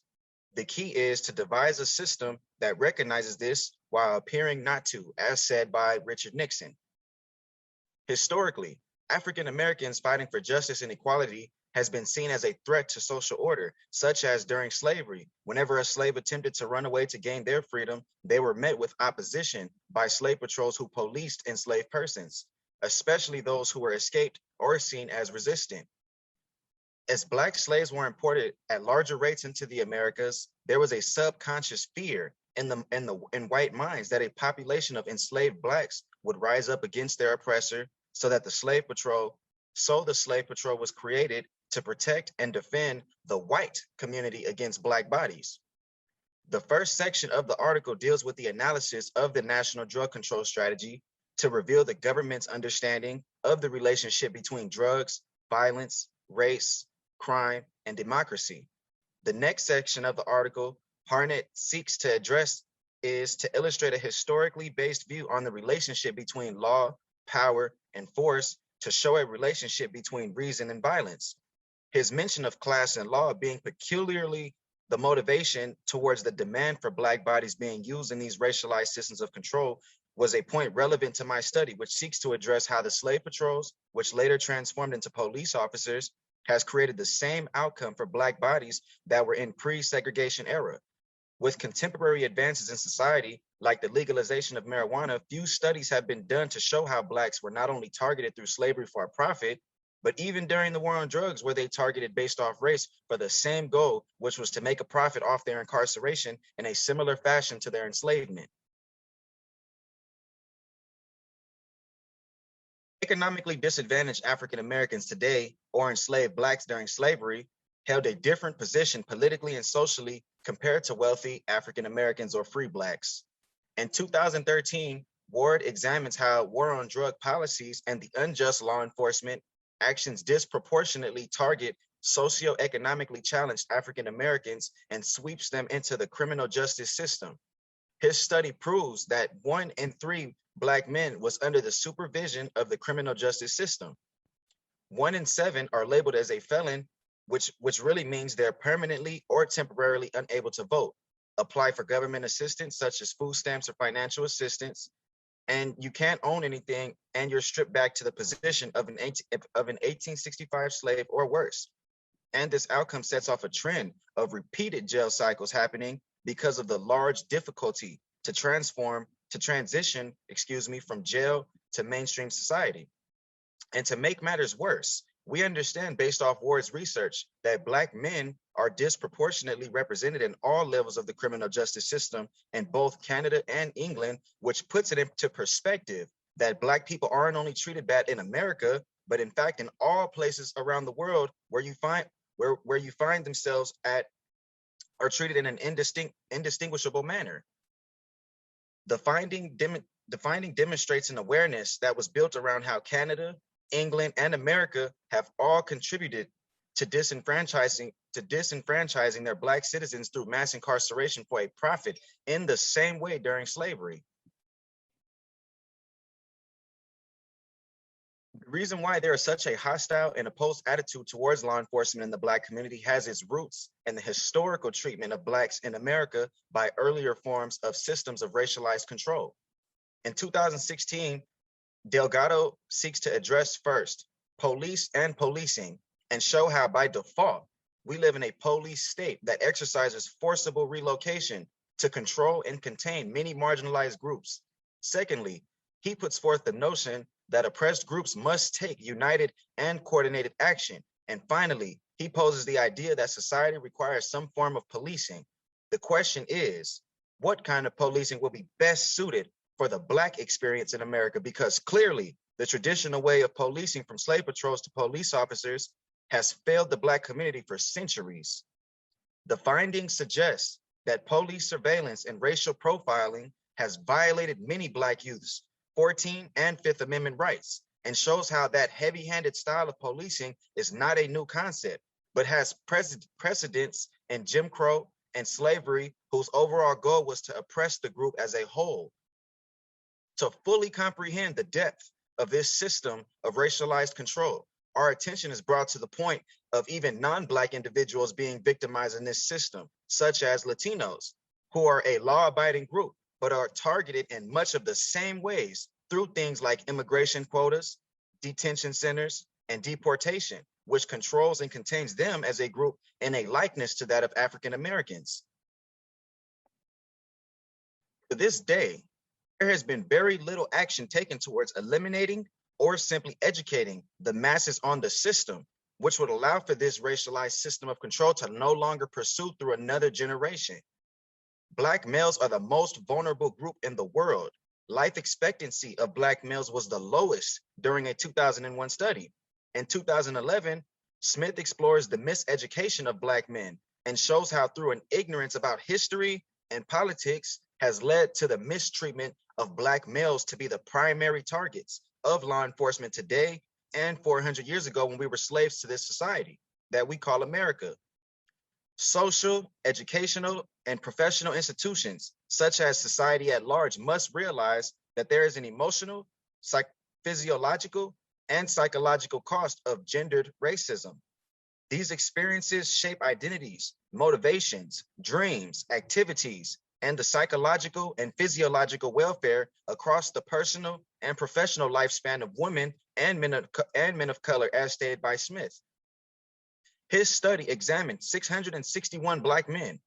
The study found that educational attainment can contribute to solving societal problems such as racialized systems of control, like the system of slavery or the system of mass incarceration, which both operated under different means but reach the same goals, which is white superiority and Black inferiority.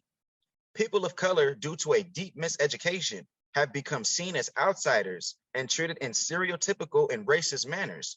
The findings that were relevant to my study was the mention of individualism versus collectivism, where he says individualists who also believe that we are living in a post-racial society will place blame on individuals for their lack of achievements, perceived societal problems, and poor health, rather than distal contributions, as quoted by Smith. Now, here's my methodology. Using the methodology of Afrocentricity, this research seeks to explore how the evolution of the slave catchers to what we know today as police officers have a strong relation towards the mass incarceration of African Americans, in particular, Black males. Afrocentricity is the idea that African culture, experiences, and ideas should be at the center of any analysis of the African experience. Being able to understand the system of enslavement and the system of mass incarceration, one must begin by looking at the experiences of both the perspective of African peoples, because the story looks and is told from a very contrary point of view in the eyes of the oppressor. By utilizing the Afrocentric methodology, this research seeks to address Black male experiences with the criminal justice system and law enforcement, which are two primary factors that have contributed to the racialized systems of control, which put Blacks in a second-class status. This research attempts to remove much of the illusion behind incarceration rates being something closely related to actual crimes, and expose how it is actually a redesign of former systems of racialized control, which don't operate based on truth or justice, but instead deception and lies, when we see what the story looks like on the other side of the stick. My methods. This research first identifies historical events that have marked significant moments of racial terrorism and policing to build our understanding of the current system of racialized control, which is known as mass incarceration. In other words, the new Jim Crow, as termed by Michelle Alexander. Next, this study provides a comparative analysis of historic demonstrations of racism and white supremacy in policing to modern day police brutality and injustices in the criminal justice system. Finally, an assessment of African Americans' fight for justice and the dismantling of global white supremacy will be detailed. Results. This research teaches us, through evidence of historical events, that systems of racialized control have for centuries targeted the Black community, in particular Black men, for reasons tied directly to racism and creating the outcome of white superiority and Black inferiority. However, this research seeks to provide the historical and contemporary connection behind these racialized systems of control so that we build an awareness which will allow us to properly correct this issue and build a future where our young Black youth can be able to have a fair chance at becoming what they want to be without being doomed before they're even given a chance at life to show what they're capable of. My conclusion states, at the age of 14, approximately 25% of African-American children have experienced a parent, in most cases a father, being in prison for some period of time. On any given school day, approximately 10% of African-American school children have a parent who is in jail or prison, more than 4 times the share in 1980. The comparable share for white children is 4%. An African-American child is 6 times as likely as a white child to have or have had an incarcerated parent. A growing share of African-Americans have been arrested for drug crimes, yet African-Americans are no more likely than whites to sell or use drugs. Of imprisoned fathers of African-American children, only 1/3 are in prison because of a violent crime. The system of the new Jim Crow, as quoted by Michelle Alexander, operates in a strong likeness to that of the system of mass enslavement of African descent people in the 17th to 19th century. But now we have a 20th and 21st century crisis wherein Black bodies are being targeted for mass incarceration. Here's some recommendations. The effects of slavery are still well and alive today. One thing we can do to actually fix this problem is by educating our youth on their true history so that they learn to become agents of change instead of victims of these racialized systems of control. Ta-Nehisi Coates said, "An America that looks away is ignoring not just the sins of the past, but the sins of the present and the certain sins of the future." Everybody in society must be involved with this fight. Nobody can afford to turn a blind eye. Every politician, every citizen, and every company must be fully invested in doing their part to have these uncomfortable conversations that must be had if we want to move forward as a nation. At least in that way, the fight that we all take part in gives each of us hope for our collective futures. As they say, if one of us bleeds, we all bleed. The future is full of possibility. As long as we move forward in truth and learn from our mistakes, there will always be hope for a better tomorrow. That concludes my presentation, guys.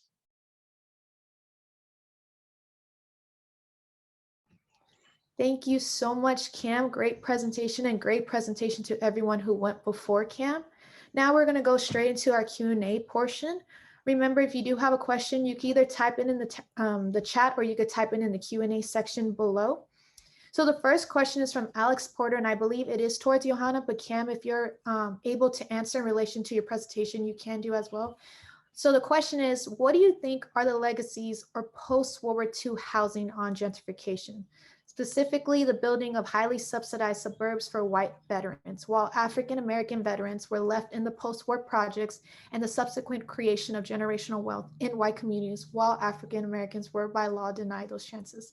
I know that was a long question, so Johanna and Cam, if you need to digest what I just read, take your time. But the first question is from Alex Porter. Yeah, I can say the legacy of redlining, you can kind of see if you look at a redlining map, for example, and you look at maybe like a redlining map of your current neighborhood and take a look at what the makeup of your neighborhood is now. It's in many cities, it's almost exactly the same. So I would say that the legacy of redlining and discrimination in housing has actually prevented economic mobility of the Black community due to racism. So because of racist public policy, now, for example, home ownership is the fastest way to increase wealth, but a lot of Black families were denied that opportunity when they were restricted to certain areas or denied loans. Now you can see it now through higher insurance rates in a lot of predominantly Black neighborhoods, or home values are considered less valuable. Also, you can see the ramifications in the underfunding for schools, depressed infrastructure. So all of these kind of, you can still see the trickle effects of policies that happen around the time of World War II.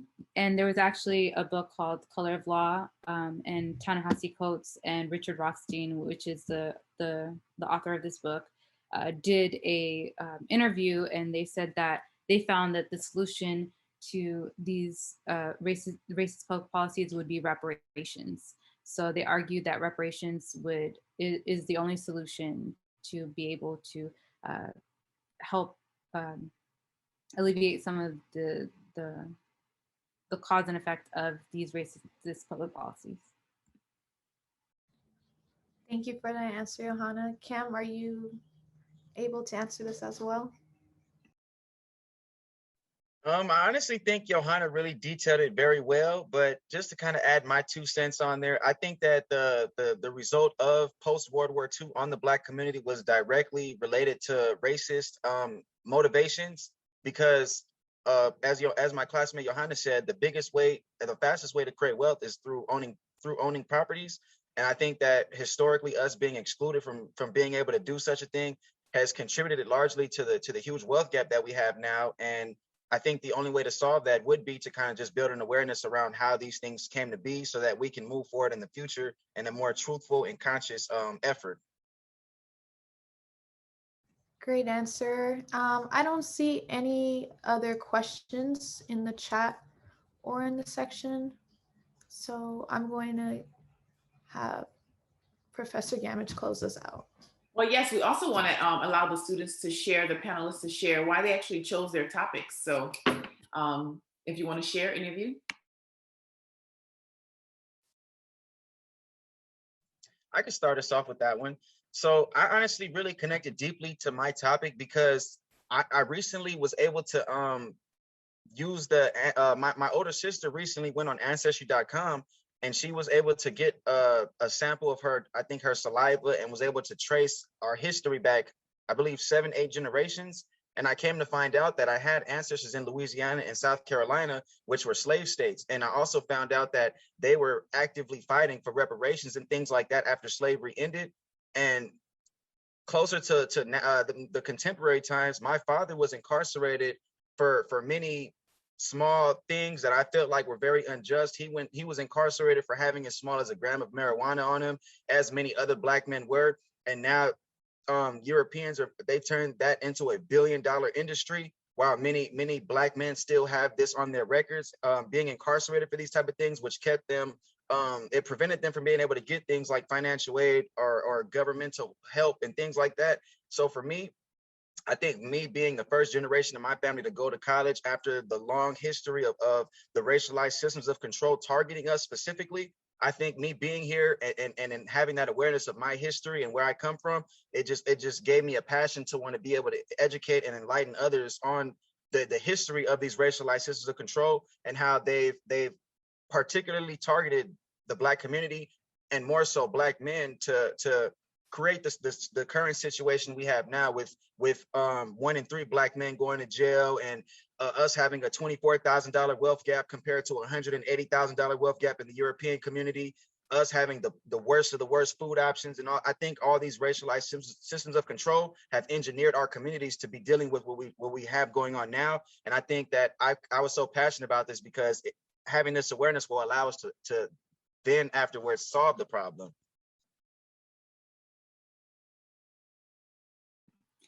I think I'll speak for my perspective, at least.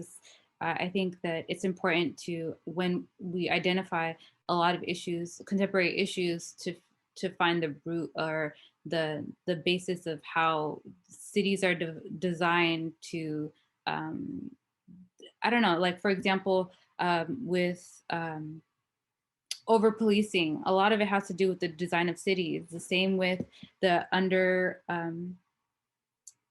underfunding of schools. A lot of issues that are that the Black community is facing has to do with a lot of these racism in public policy. So I found that was one of the motivating factors of doing this research, especially as going into urban planning. It's important to identify how these practices are impacting the Black community so that you can create change and you can really vocalize for people that are their voices are not being heard. Even when they do speak and address their concerns, it's not being heard, so that we can make an impact for future generations to come.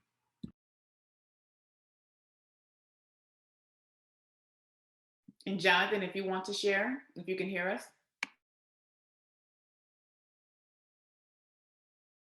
Okay, so we want to thank our panelists and thank our moderators for this panel. Let's give them a round of applause for once again another outstanding panel. It's a virtual round of applause. You can hear the audience screaming. Thanking you all for such an outstanding presentation once again. And we will now get ready to transition to our third and final panel, which we will go ahead on and invite Ms. Tracy Porter to welcome our next panelist. First of all, good afternoon, everybody, and thank you for hanging in with us. This has been, for me, amazing and enlightening. I have some amazing classmates. It is just the epitome of Black excellence up in here, and I'm so glad to have been a part of this. So this is as Dr. Gammage said, this is our final session. Again, thank you for hanging with us. So our first presenter is Ahmad Lambert, and he's going to be talking about surveying African-American family values. Take it away, Ahmad. Thank you, Tracy. Okay, so my topic is African-American family values.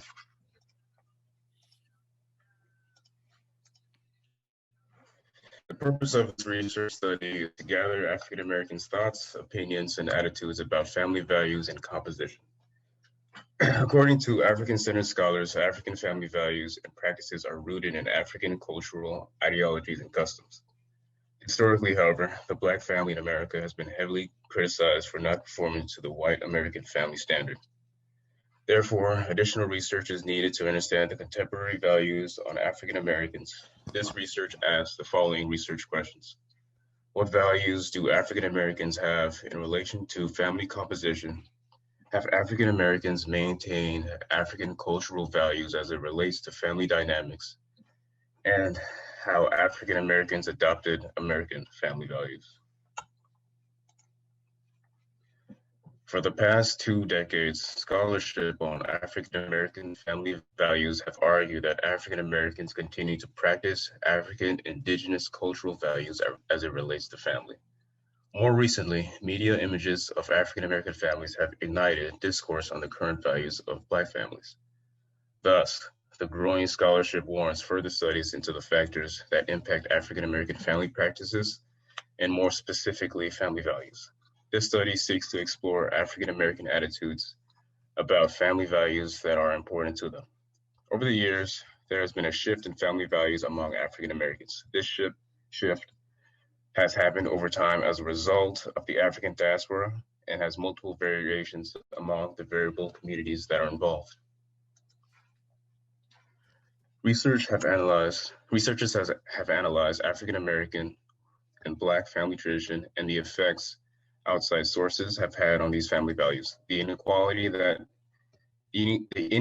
established in the United States causes the individual to raise questions of their worth, which in turn makes it difficult for individuals to speak on their own worth.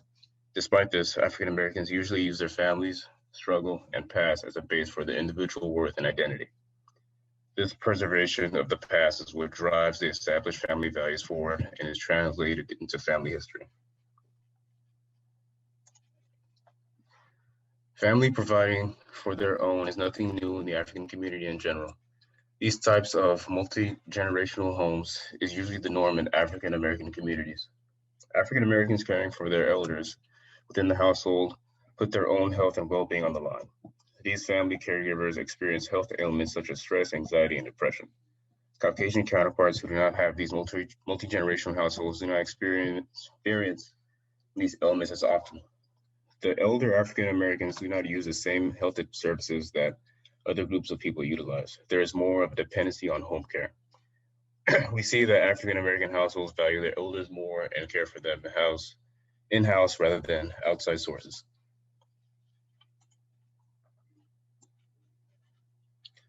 There are more African American grandparents that raise their grandchildren compared to other groups of people. African American grandmothers are highly represented and are in a more vulnerable economic state within the research group. This group of people is also the most of whom are below the poverty line while not in or receiving public assistance. This type of household reflects a tradition of grandparent involvement in their grandchildren's lives within African American communities. This research study applies an Afrocentric theoretical framework to examine African American family values. Afrocentricity is a theoretical framework to be used to examine and advance African American people in every sector of society. Afrocentricity means placing African culture, experience, and ideals at the center of any analysis of African phenomena. Research demonstrates the need to develop an accurate assessment of African American and Black family values. The study will survey African Americans and their family values. Participants in the study will be African Americans and or Black, who are at least 18 years of age. I am using convenient sampling. For the purpose of this exploratory study, a small sample of African Americans from 50 to 100 participants is needed. Researchers will recruit participants through, I will recruit participants through social media flyers. The African American Family Value Survey is a 24-item questionnaire designed to assess African Americans' attitudes about family composition, morals, and values. Part 1 of the survey collection demographic information of the participants. Part 2 of the survey consists of 17 questions that assess participants' level of importance for the African cultural values. High scores on this section of the survey indicate a strong value for authentic African family values and demonstrate a continuation of African culture of African Americans. Low scores reflect an abandonment of African cultural values and an adoption of American cultural values. A cultural analysis of the results will be conducted to assess if indigenous African cultural values of familyhood have been maintained. Procedures. This study uses an online survey to gather African American or Black participants' view of family values. Materials for recruitment will be sent out to gather participants. Participants who agree to participate will click on the consent button and jump into the survey. So this is just the procedures. And currently the research is undergoing, but when I get the results, I'll have. That's it.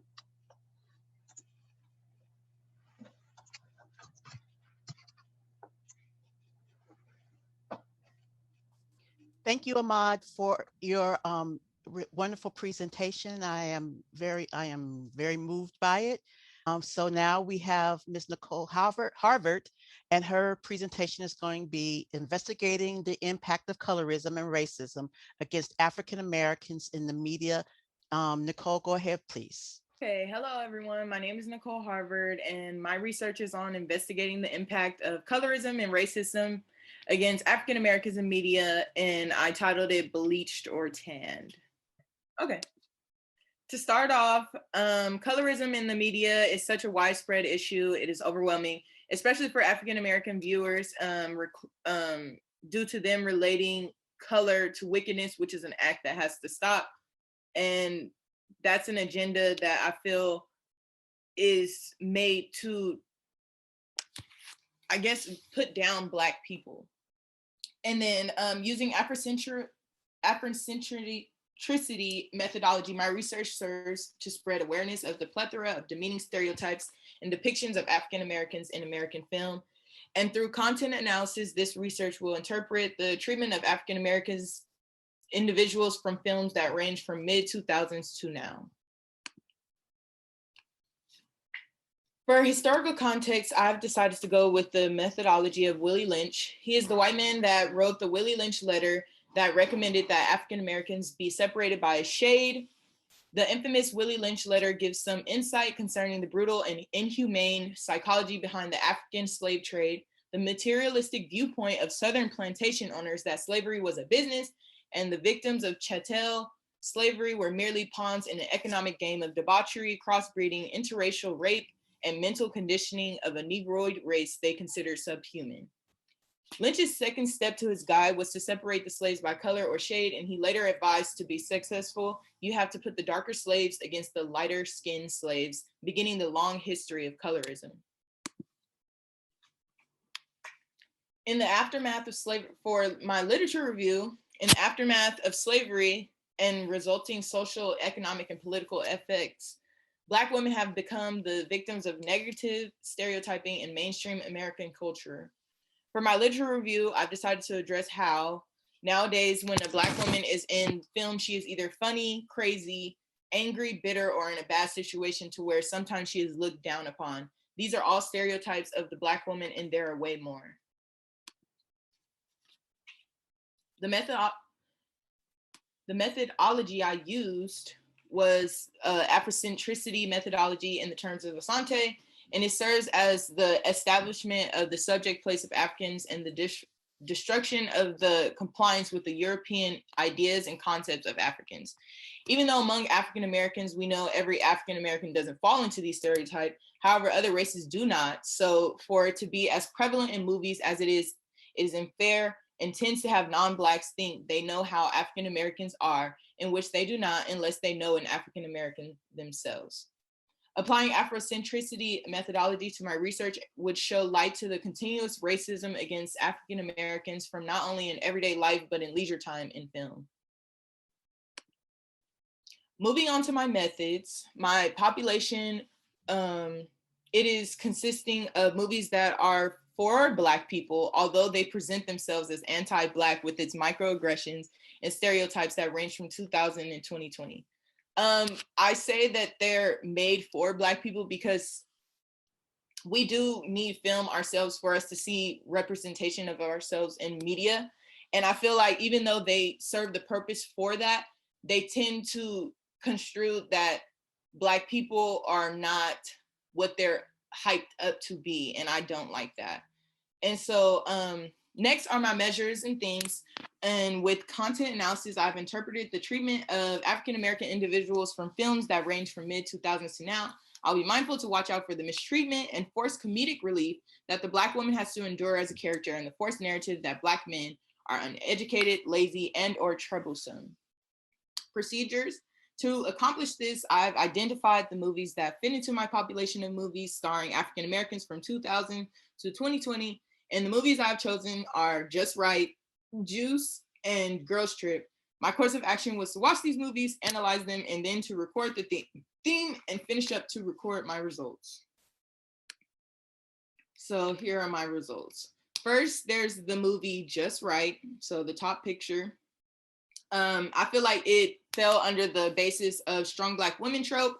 And I feel like that goes for the main character, Queen Latifah, physically and romantically, because they constantly made, throughout the movie, they constantly made jokes that she was strong enough to be by herself and to help her own self, when indeed her cousin or god cousin, Paula Patton, she is literally going through the same thing, and they tell her, oh no, you need a man, and you need a man to get you through things and to help you and succeed in life, which I feel like is wrong in a way.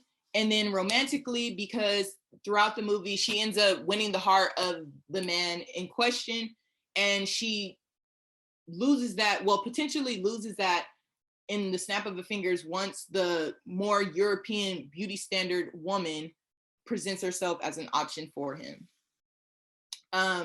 Next is, oh, and another thing, physically, I feel like this one I should point it out because it may have not been noticed to many people, but in the movie, she's literally a woman able to open a door that NBA trained player is not able to open. So I feel like physically, they actually tried to show that Black women do not need men. And I feel like that is a trope that Black women do not follow under. Just like any other race, we deserve love and we deserve it unapologetically.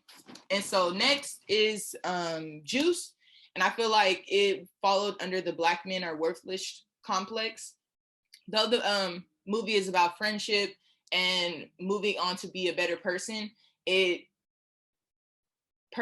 shows that through that you Black people have to, I feel like they force that Black people have to be wrong in a way. So first it's a male friend group, they're all Black, and it starts off with them being criminals and participating in petty crimes. So first they rob a store. And then the main character, Bishop, he is already a bad character. If you've seen the movie and seen the end, he is a bad character. And throughout the movie, he is portrayed as a hoodlum. He is a bad influence onto his friends and later kills characters in the movie. And then secondly, even it's another character, his name is Raheem. I feel like, yes, he is a Black man and yes, he's lighter complected, but they still found a way to portray him as negatively. So they made him a deadbeat father, and the woman that he has a child with, she's begging him to be in his son's life, and he just feels no need to do so. And I feel like that again forces that Black men are worthless. And then the last movie is Girls Trip, and I feel like it just forced that Black women are chaotic. So first character, Queen Latifah, which is played by Sasha, she's financially not able to help herself. So to show that she's a bad woman, they force the character to do her friend wrong.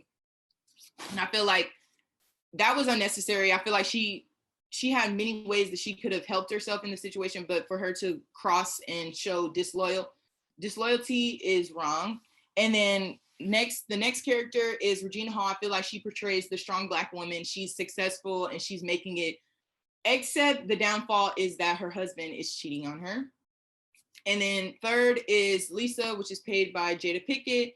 And I feel like they again force the single mother trope that every Black woman, when she has a child, it's usually going to end in either she's a single Black woman, or she's not married off, or she's not doing great, good by her kids. And last is Tiffany Haddish's character, who is over the top and gets them in trouble, and then she is loud. And so in conclusion, I've come to colorism in the media is such a widespread issue, is overwhelming, and especially to the Black African-American viewers. It may seem harmless, but this is a way of thinking that can cloud your judgment, because in media, if you constantly watch a representation of a person that is repetitive, whether you like it or not, it will become normal and seen as true. Thank you for listening, and that will conclude my presentation. Thank you, Nicole, for that amazing presentation. Our next presenter is Donya Mojave, and she will be speaking on Black female media creatives producing Black media. Take it away, Donya. Thank you, Tracy. The presentation is on Black female media creatives producing Black media. So for my introduction, from the overtly racist imagery of Birth of a Nation to more subversive stereotyping found in television today, historically the narrative of Black stories have been stolen by the predominantly white media industry. Through an Afrocentric framework, the research will focus on how Black creators center the Black experience in their work, specifically focusing on Black female creators.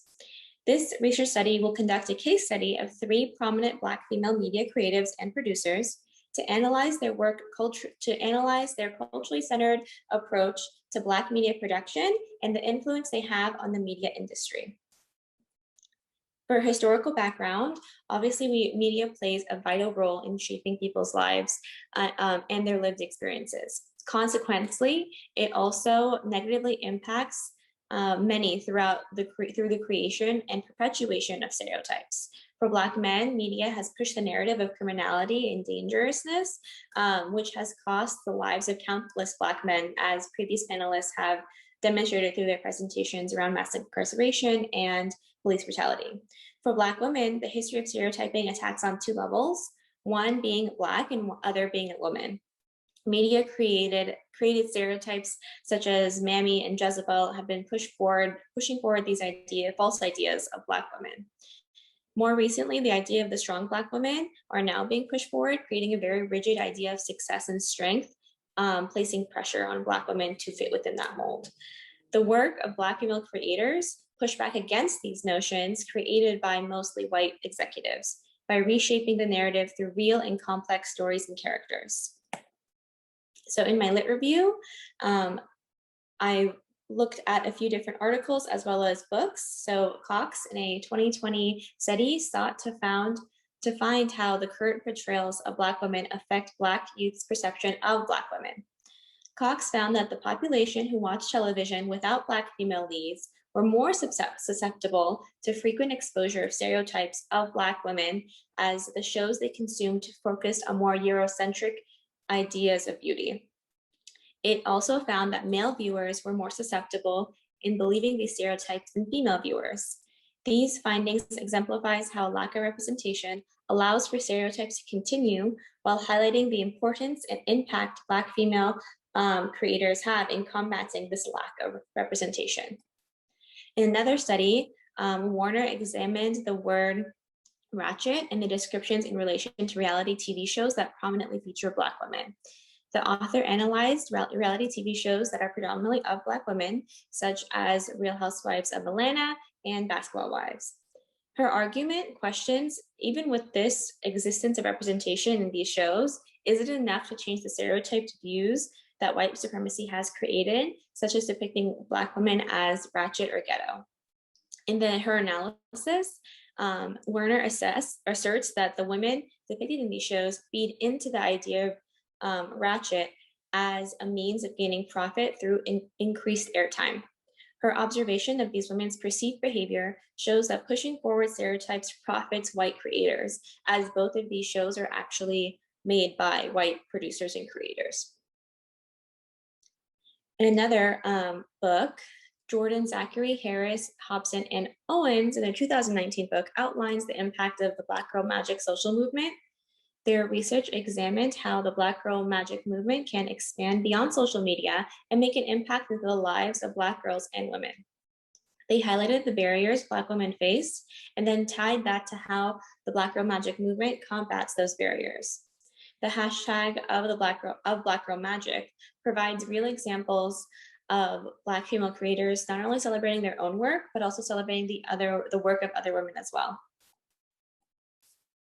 And in a 2020 study done by Edgington, 3 Black female leading roles from 3 popular TV shows were analyzed in order to seek out how these portrayals of Black women from previous stereotype representations of Black women. Edgington examined the series Scandal, Empire, and How to Get Away with Murder.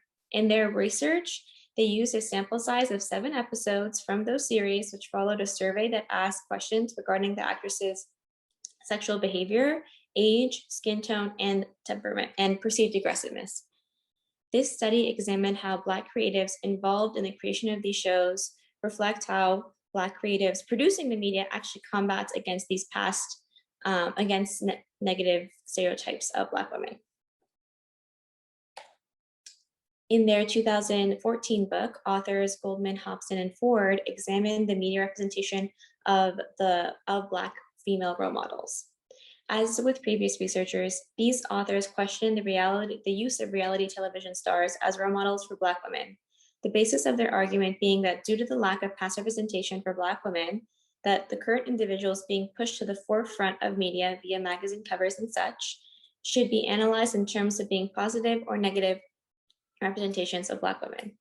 The authors argue that role models such as Ava DuVernay, positive influence is not only in creating Black female representation within her own media, but also having positive impact on other Black female creators as well. The methodology, so I applied an Afrocentric framework.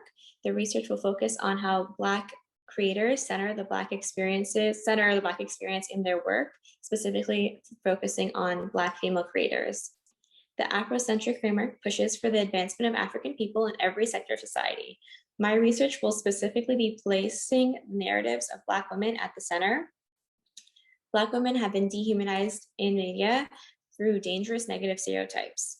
Black female creators play an important role in challenging these stereotypes through creating genuine narratives. Through the use of Afrocentric methodology, my research will examine past and current representations of Black women while highlighting contemporary Black female creators pushing forward authentic representations of Black women. So the methods. This research assessed the representation of Black women in media and then contrasted those narratives written by Black female creators. First, the research involved reading and analyzing peer-reviewed articles and books that address the topic of Black women in media. Then I also reviewed the selected works of Issa Rae, Ava DuVernay, and Shonda Rhimes for the purpose of analyzing their characters and narratives in comparison to those narratives put forth by non-Black creators. So in my results, in examining selected episodes of the television series Insecure, the film A Wrinkle in Time, and selected episodes of the television series Scandal, I found that each work produced authentic narratives of Black women at varying stages of life. While the theming across these samples of prominent Black female creators weren't exactly not entirely negative, each work does provide a challenge towards previously pushed forth negative stereotypes. So, for example, in Rhymes is Scandal, the main character, Olivia Pope, shifts the power dynamic seen in affairs between white men and Black women, where she's actually the one really in power, as an example through the show. In Issa Rae's Insecure, the show depicts complex Black female characters with invested storylines, and that then challenges the monolithic idea of Black women that other previous stereotypes were pushed forth in the past by white creators. And then in Ava DuVernay's A Wrinkle in Time, not only does the film enter the genre of scientific fantasy, so that's one that's not typically seen with a Black female creator at the head, the film also centers around a young Black girl while staying true to her girlhood. This challenges past representations of young Black girls as overtly matured and sexualized. So for my conclusion, the popularized media in the United States has historically centered around whiteness, while simultaneously creating and perpetuating negative stereotypes of those who do not fit within that whiteness. Black women in particular have faced a myriad of negative stereotypes such as mammy trope, Jezebel or Sapphire, the angry Black woman, and most recently, the strong Black woman. These stereotypes are challenged and dispelled when Black female creators take back the narrative and create authentic representations of Black women through their work. The work of creators such as Issa Rae, Ava DuVernay, and Shonda Rhimes each play not only their own role in reshaping the narratives of Black women, but also inspiring and supporting other Black female creators as well. And so implications, recommendations. The implications of this research emphasizes the importance of perpetuating and supporting Black female creators as their work continues to challenge and impact not only the representation of Black women in storytelling, but also the everyday lives of Black women who see themselves in those characters. My recommendations would include increased funding in creative writing programs in predominantly Black schools so that young creatives can nurture their talents. In addition, engaging with the content that's created by these Black female writers, producers, and directors, while actively disengaging from the Black narratives that are written by white creators. And that is my presentation. Okay, thank you so much, Donia. Your presentation was amazing, and I'd like to thank the other two panelists, Ahmad and Nicole. So now I'm going to check and see if we're going to go to a Q&A. If anybody has any questions, please feel free to either put it in the chat or in the Q&A section at the bottom of your screen. I'm checking to see if we have any questions. And while I'm checking, why don't we go for this? Why don't each of you tell me why you chose this particular field to the subject to present on? Well, honestly, for me, for the drug war on Black America, I felt that it was a lack of information for the Black community. I guess like for the people who didn't know about that, and I felt like it was just wrong information that maybe people was receiving about the war. And I'm pretty sure a lot of people didn't know that the war was funded by the government, and actually someone from the government actually planted drugs in the Black community. And then they turned that into a war with the Latinos and the Blacks. And, and honestly, I just felt comfortable, just to share that information. Thank you, Jonathan. I'm sorry, Jonathan. Oh my God, I am so sorry. Thank you, Ahmad. I am tired. Okay, Donia, would you like to go now? Yeah, for me, honestly, like I said, media is such a impactful source on everyone's lives, both in seeing yourself up on a screen and influencing other people's perceptions.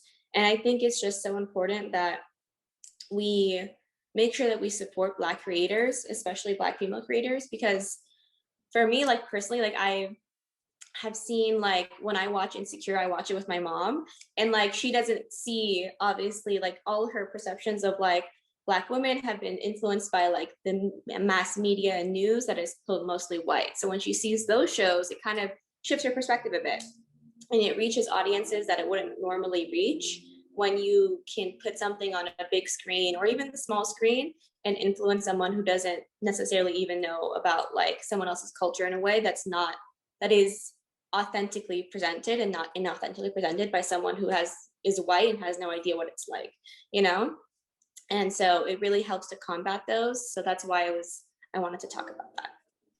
Awesome. Thank you, Donia. Nicole?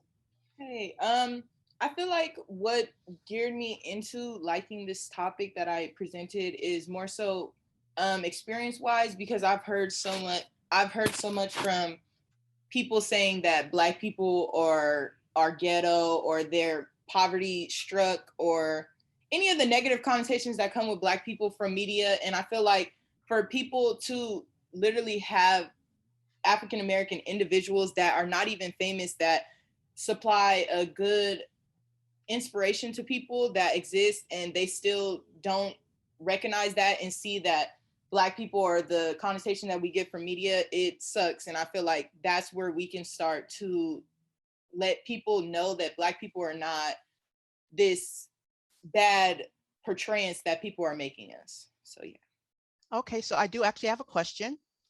How do we, even as more Black productions are made, this is from Alex Porter, and for pure transparency, this is my son asking this question. So how do we, even as more Black productions are made, counter the narrative that Black media, specifically with a Black protagonist, is considered a Black, quote unquote, Black show or movie, instead of just a story that is worth paying attention to and considering? I feel like for that, our voices, that's when it comes to our voices are very important. Just like me saying a little thing about something in a movie that made me feel some type of way, I feel like that's just the beginning, because a lot of people, they see something and they just ignore it. Like the movie Queen and Slim. In my opinion, I did not like that movie. I feel like it was people's way, the production team's way of telling Black people that, yeah, try it if you want to, and you will get this result. You will be shot down and we will not care about it. I feel like that's where it starts. You saying something and then people understanding that, oh yeah, maybe that did come off as this and maybe we need to change that and not make it so normal. Black pain shouldn't be, or Black pain and Black negativity shouldn't be the prominent thing to show Black people in movies. If I can also add, for me, when I'm watching a show, like I don't even mention that it's by a Black creator or like it's all Black leads to my family, who's obviously not Black. When we watch it together, I just put it on, and because you got to just treat it. It's a show, and just because the characters, they are all Black and it's a Black production and it has a really good impact, it might turn off some people because they're like, oh, then I'm not represented in that show. When really, like, when you see things that are like, I'll use Insecure again as an example. I see like amazing friendships in that show, like fantastic friendships and great representation of women. And so that's something that everyone can relate to, no matter what it is. And so that's kind of one way that I go about it in my own personal daily life. I think getting more people to see that and recognize that and see that these films and movies have significance in all kinds of ways is important in trying to get everybody on board and supporting Black creators and not just within the community. Excellent.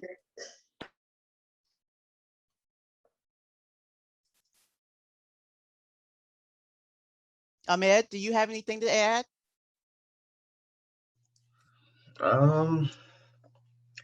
Well, I can talk about the reason why I chose the topic, and the reason that is because there was a lot of, I want to say, criticism on the way Black families were held. For example, we're not really, we don't really follow the same standard that white America follows, which is the man, woman, 2 kids, house standard. We're usually like a little different. Yeah. Excellent. So if we don't have any more questions, I will hand the panel over to Dr. Gamage. Thank you, Dr. Gamage. Thank you so much. Let's give our final panelists a round of applause. Once again, another excellent panel. We want to thank you all for your outstanding presentations today. Thank you for our audience. And we just want to take the opportunity to promote the Afrocentric Student Research Journal as well, the Afrocentric Student Review. We are, although the deadline has passed, we're extending the deadline for our panelists and our attendees until this weekend. So if you get your articles in, meeting the requirements, then we'll go ahead on and submit them over to the review committee for consideration. And so this year's theme follows the theme of the conference, Black Lives Matter, Addressing It All. And we're looking for pages around 25, no more than 25 page maximum of research articles on various topics fitting within the theme, addressing issues that impact Africana communities. So thank you all once again. It has been a pleasure. I want to congratulate all of our student presenters today, both our graduate and undergraduate students. So let's give them a round of applause. And I also want to thank once again our conference convening committee. These were all of our students from our senior seminar course, which is Proseminar and Africana Studies. You all did an outstanding job of recruiting, of choosing their conference theme, of promoting. And so as a result, we've had a robust conference today with participants and attendees up to over 60 at some points within the conference. And so thank you all once again. And so we will close it out now. So thank you all again and congratulations on an outstanding presentation. Take good care, everyone.